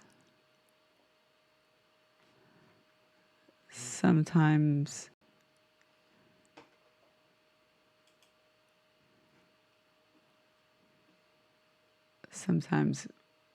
I read something random. Like I have been reading Misery, the Stephen King book. I've been in charge of my late uncle's estate and had to go through everything in his house, and we found some really funny things to read, like a great big book of insults from the 60s, and the book, The Graduate, not the movie. So, a book of etiquette.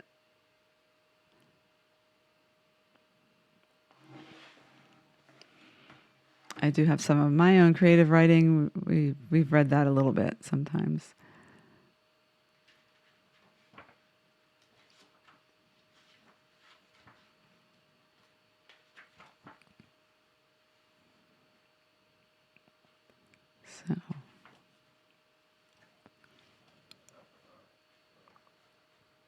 So, big yawn.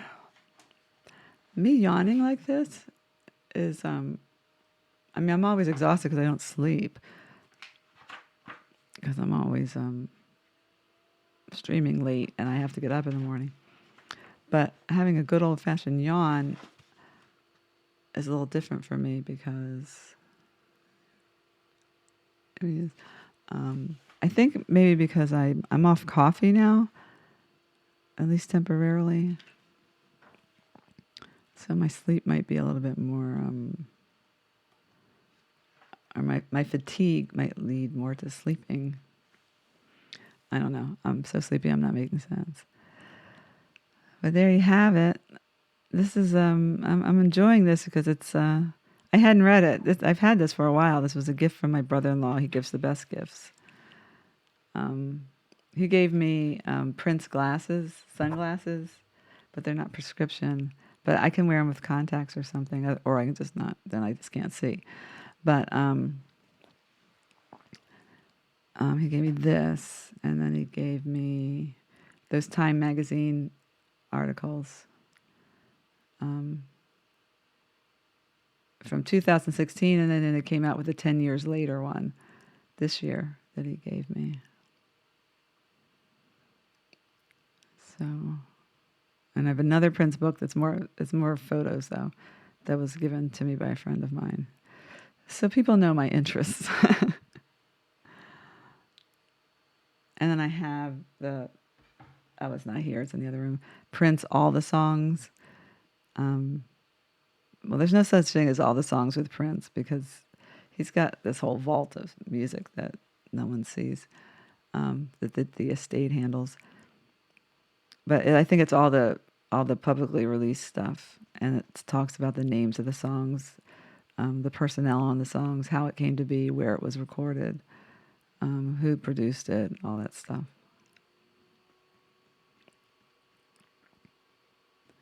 And I've read from that before. It's really thick. It's kind of hard to read from because you have to hold it up. I could do it here like this. Anyway, I am a rambling girl right now because I do that sometimes.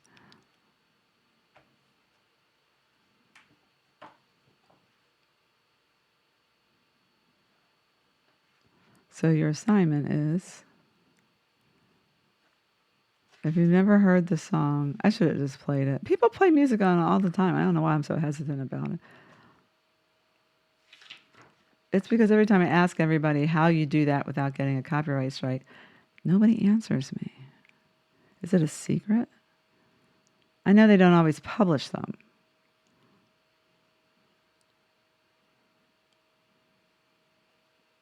Even the people who aren't DJs have the whole thing going on. But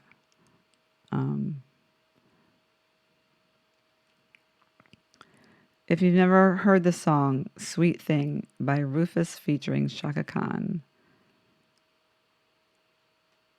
go listen to it. Prince talks about how a ballad can be funky, and that's his jam.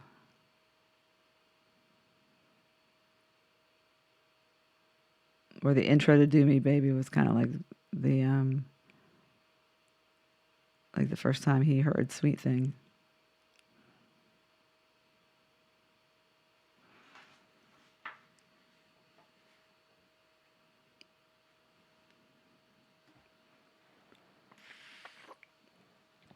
Hey, Deborah.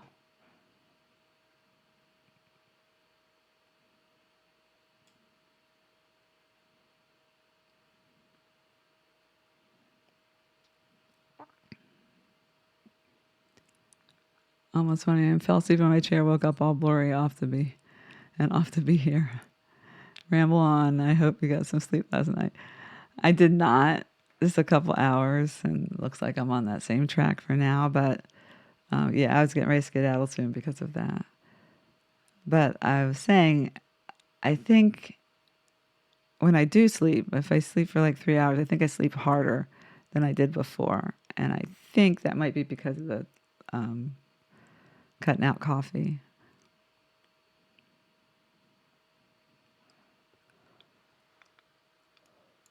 But yeah, this book, it's been so interesting. It's been funny. I love that because the beginning part of it was so serious. And it talked about a lot of racial stuff that I just didn't want to talk about or deal with. And but then it switches up when it's talking about just his life. And it's funny.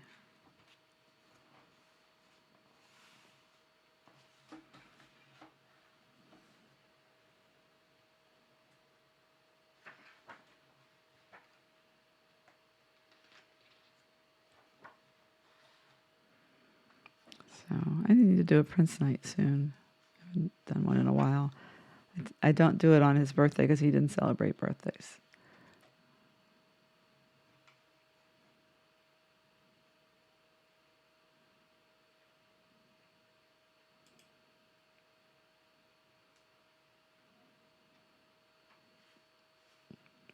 Yeah, he was. He truly was a force.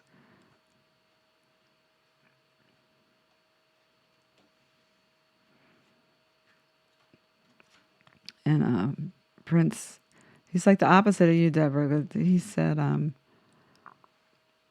he never saw himself as a singer. It's just something he had to do to play guitar. You know, you always say you don't play guitar, but.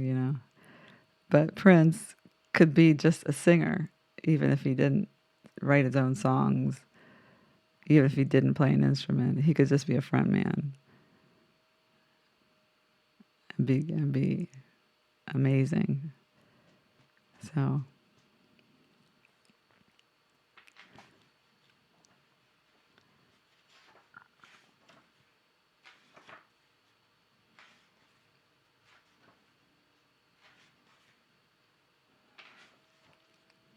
yeah, it's a lot of pictures. Some of these pictures I've seen before. Some of them I haven't. They might be family pictures. Some of the press ones I've seen before. And some of them are like probably the candidates from the shoots for album covers, but the ones that didn't make it.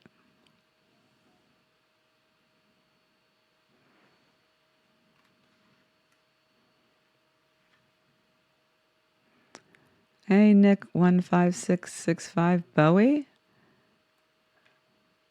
Are you asking me to play Bowie? Life on Mars? Well, this tonight it's not a music stream. We're just reading about Prince. So I thought I pinned that. Yeah, it's still pinned. But that's not on my list that anyway. So I pretty much stick to my my song list. But thanks for coming through. Appreciate it.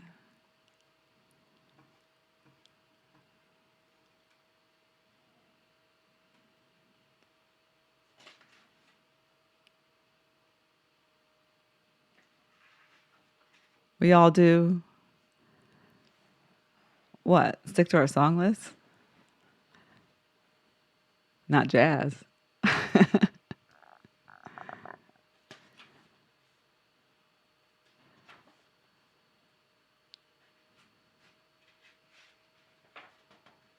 Yep, I know I do. And not Jiggly Dad. Do I know the chords? Nope, not at all.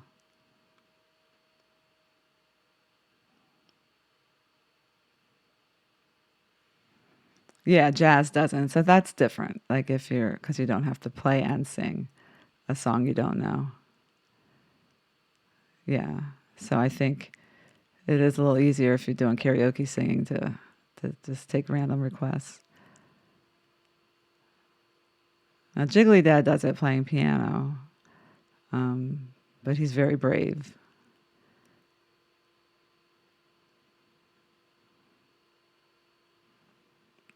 But yeah, that is a difference.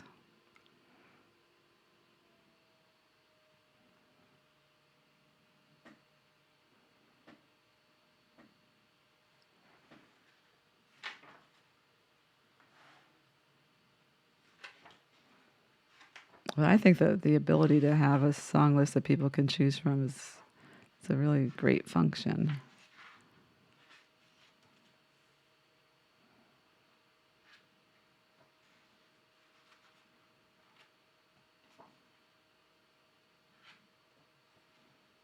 Because you get requests, but it's nice to know that you can that people can search for whatever it is they want to hear.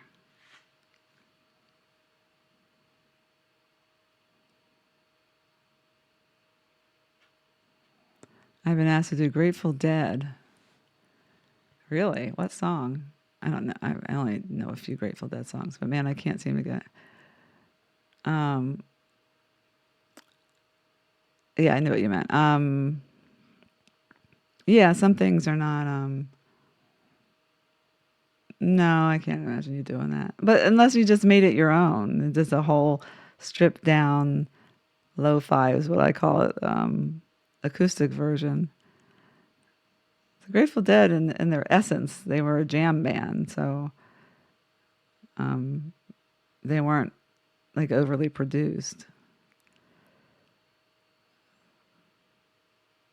But yeah, if you get a request for something that's just completely out of your wheelhouse, like Jiggly Dad will try almost anything, but sometimes people come with the like EDM or something that he's not gonna be able to do. I mean, there's some songs you can't do playing the piano. Um,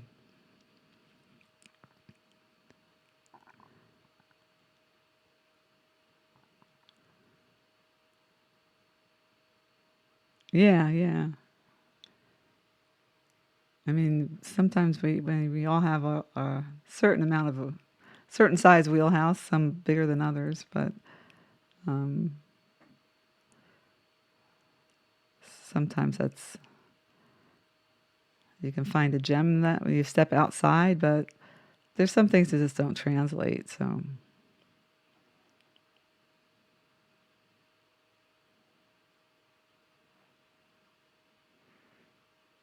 yeah, yeah,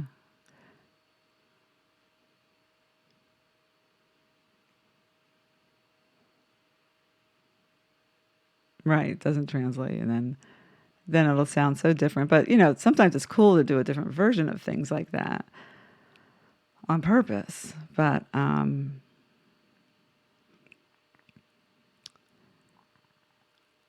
it's but to do a different version of a song you don't know on purpose is actually harder because you have to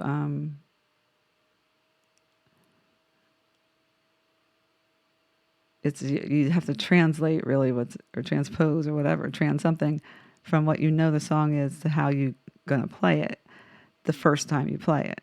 So that's harder because you tend to want to play what you've heard.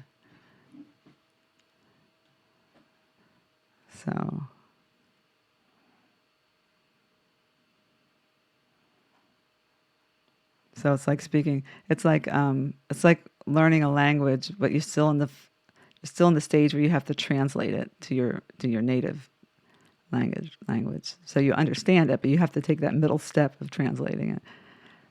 So that's what that feels like to me when you're trying to do something that's you haven't done before, um, but you're not going to be able to do it like the record just because it's instrumentation. So you have to change it. So that's the translation part.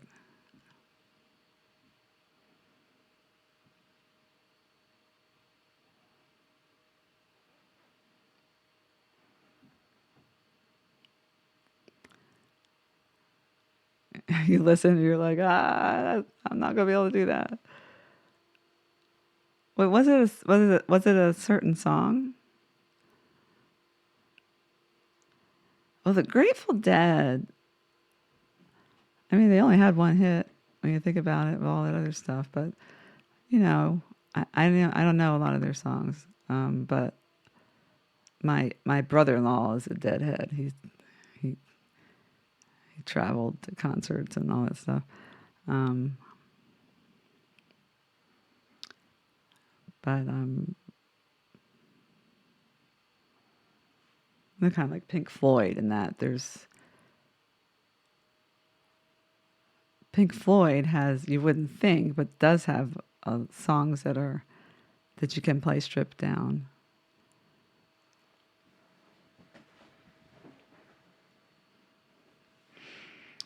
So,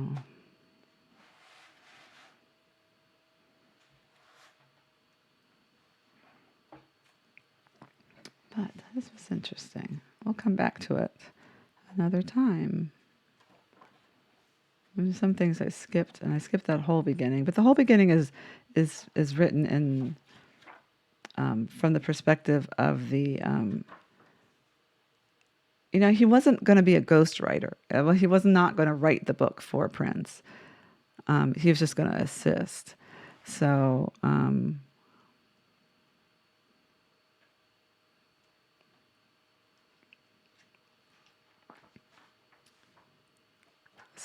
it's talking about that part.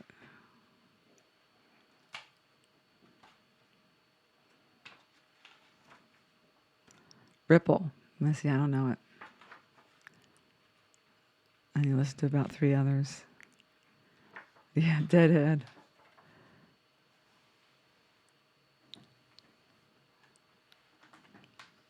They've always had a loyal following.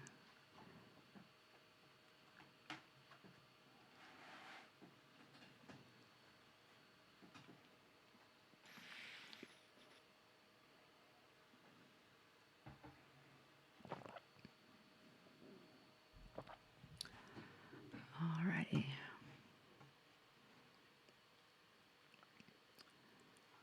Let's get ready to skedaddle. Because it's 4 a.m. again.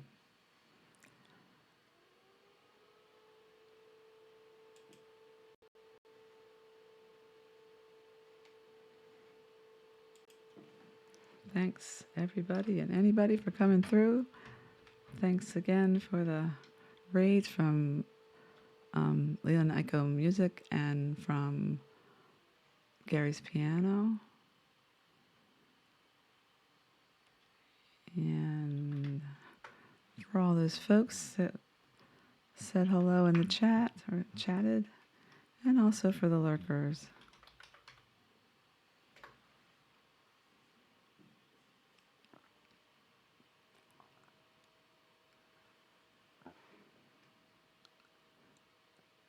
Oh, and thank you back, LaRusse. Day 676 is in the bag. Let me see who's live. I haven't rated out the last couple of nights because it's so late. And I know I always say I'm not going to hang out, and I end up hanging out too long, and the sun's coming up and all. And especially when it's kind of quiet.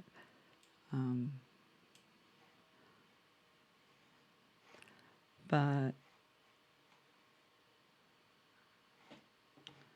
now,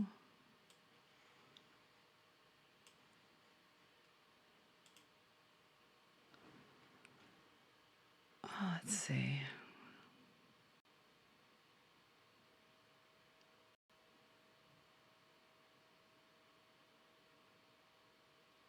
Oh, Jazz is live. But she's one of those people that gets me locked in, and then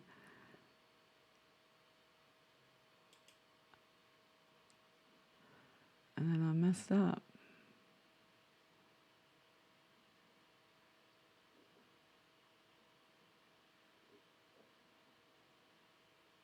Music by Styx is on. I rated out to him as a blind raid a long time ago, and it's a drummer. Also has. Whoa, thank you for the follow. Who was that? Mr. Goodtime 004. All right, Mr. Goodtime in the house. All right, welcome. I was talking about how I rated out to what did I just say his name was? Music by Styx, and he was great. He pulled up one of my original songs and played, and just blind live learned and played along with one of my songs. That was really cool. But I can't rate out to him because I can't stay for that. So if he were still doing that, I don't know.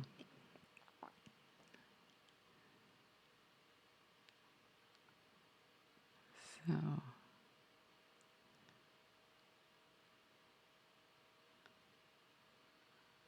we are gonna go to. Wait a minute, I have to refresh because that doesn't look right.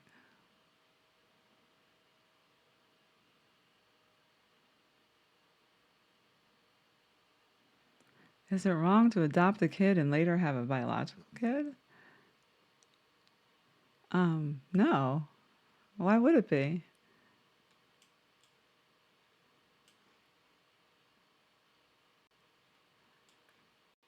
They say that happens, although they might be people on TV that made it up. But sometimes when people have infertility issues and they adopt a kid and then the woman gets pregnant, something like she needed to relax and not think about it,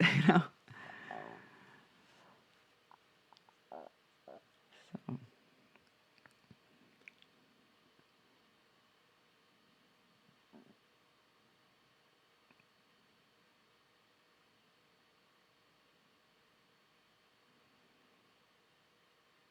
Well, I could see the adopted.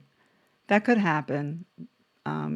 If that's up to the parents, though. The parents, the adopted kid is still going to be that firstborn kid. Maybe not born to them, but that first kid and all that implies. The second kid will be the firstborn kid, and all that implies. And if it's a miracle kid, like there was for fertility issues, they might get some different things, and if they look a lot different, but um, I had a friend who had biological children and then adopted two more. And second adoption, I mean, that didn't go as well as the first.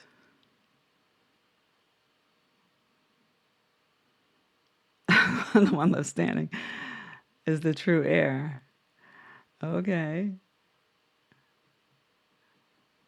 Well, legally they'd both be heirs, so.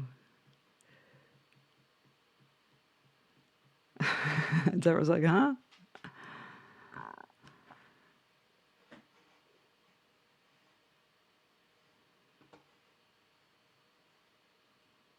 Oh, did someone else come in that I just Joe A. Hello. God bless. Right back at you. Have a great night. Yeah, we were just Mr. Good Time. We were just getting ready to raid out. And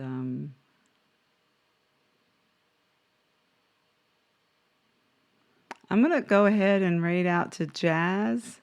However, I'm going to tell Jazz that I'm not going to stay. It's a self-care thing. I don't want to stream myself into an early grave. I'm getting the shakes. So you don't know you're sleepy. Okay. uh, Sleepy and philosophical. You're off to bed. Okay, Deborah, you have a good night.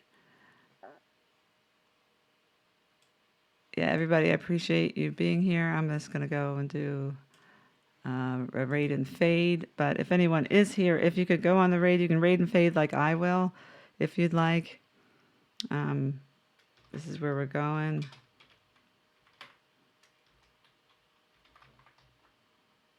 A raid and run. Jazz is a very good friend and friend of the stream. Oops, I did that wrong. Jazz simply. I'd like to shout out where we're going in case you get lost or left. Come back. Or you don't go and want to check it out later. That's where we're going. I'm going to do the raid call again. And if you are lurking, if there are lurkers, I never have a list up, so I never even know. But if there are lurkers and you would continue to lurk or you wouldn't stay on the next stream at all, you can still go on the raid. Just don't use the raid call. You can still be anonymous and not have your name out there and then do what you do. Okay, so I'm copying the raid call. And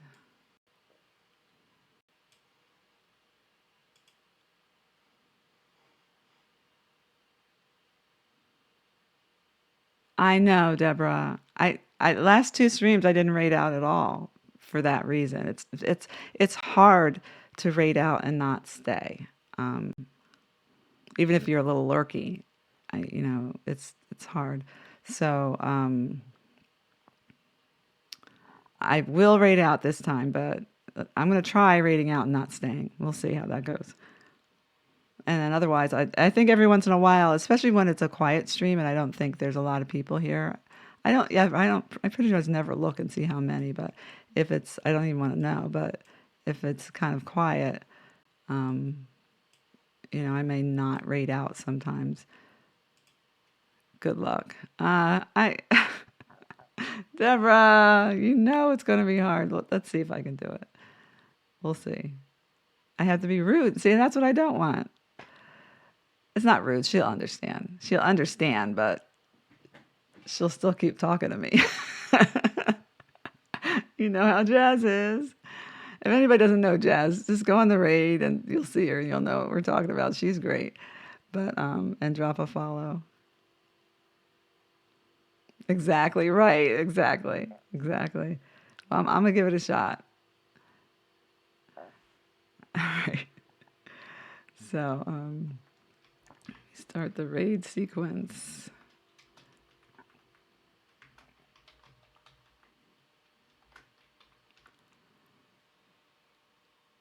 All right. Everybody have a great day and a better tomorrow. Day 676 is in the bag. Shout out to the lurkers.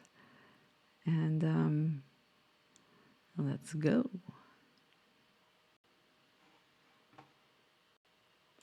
Peace. We out.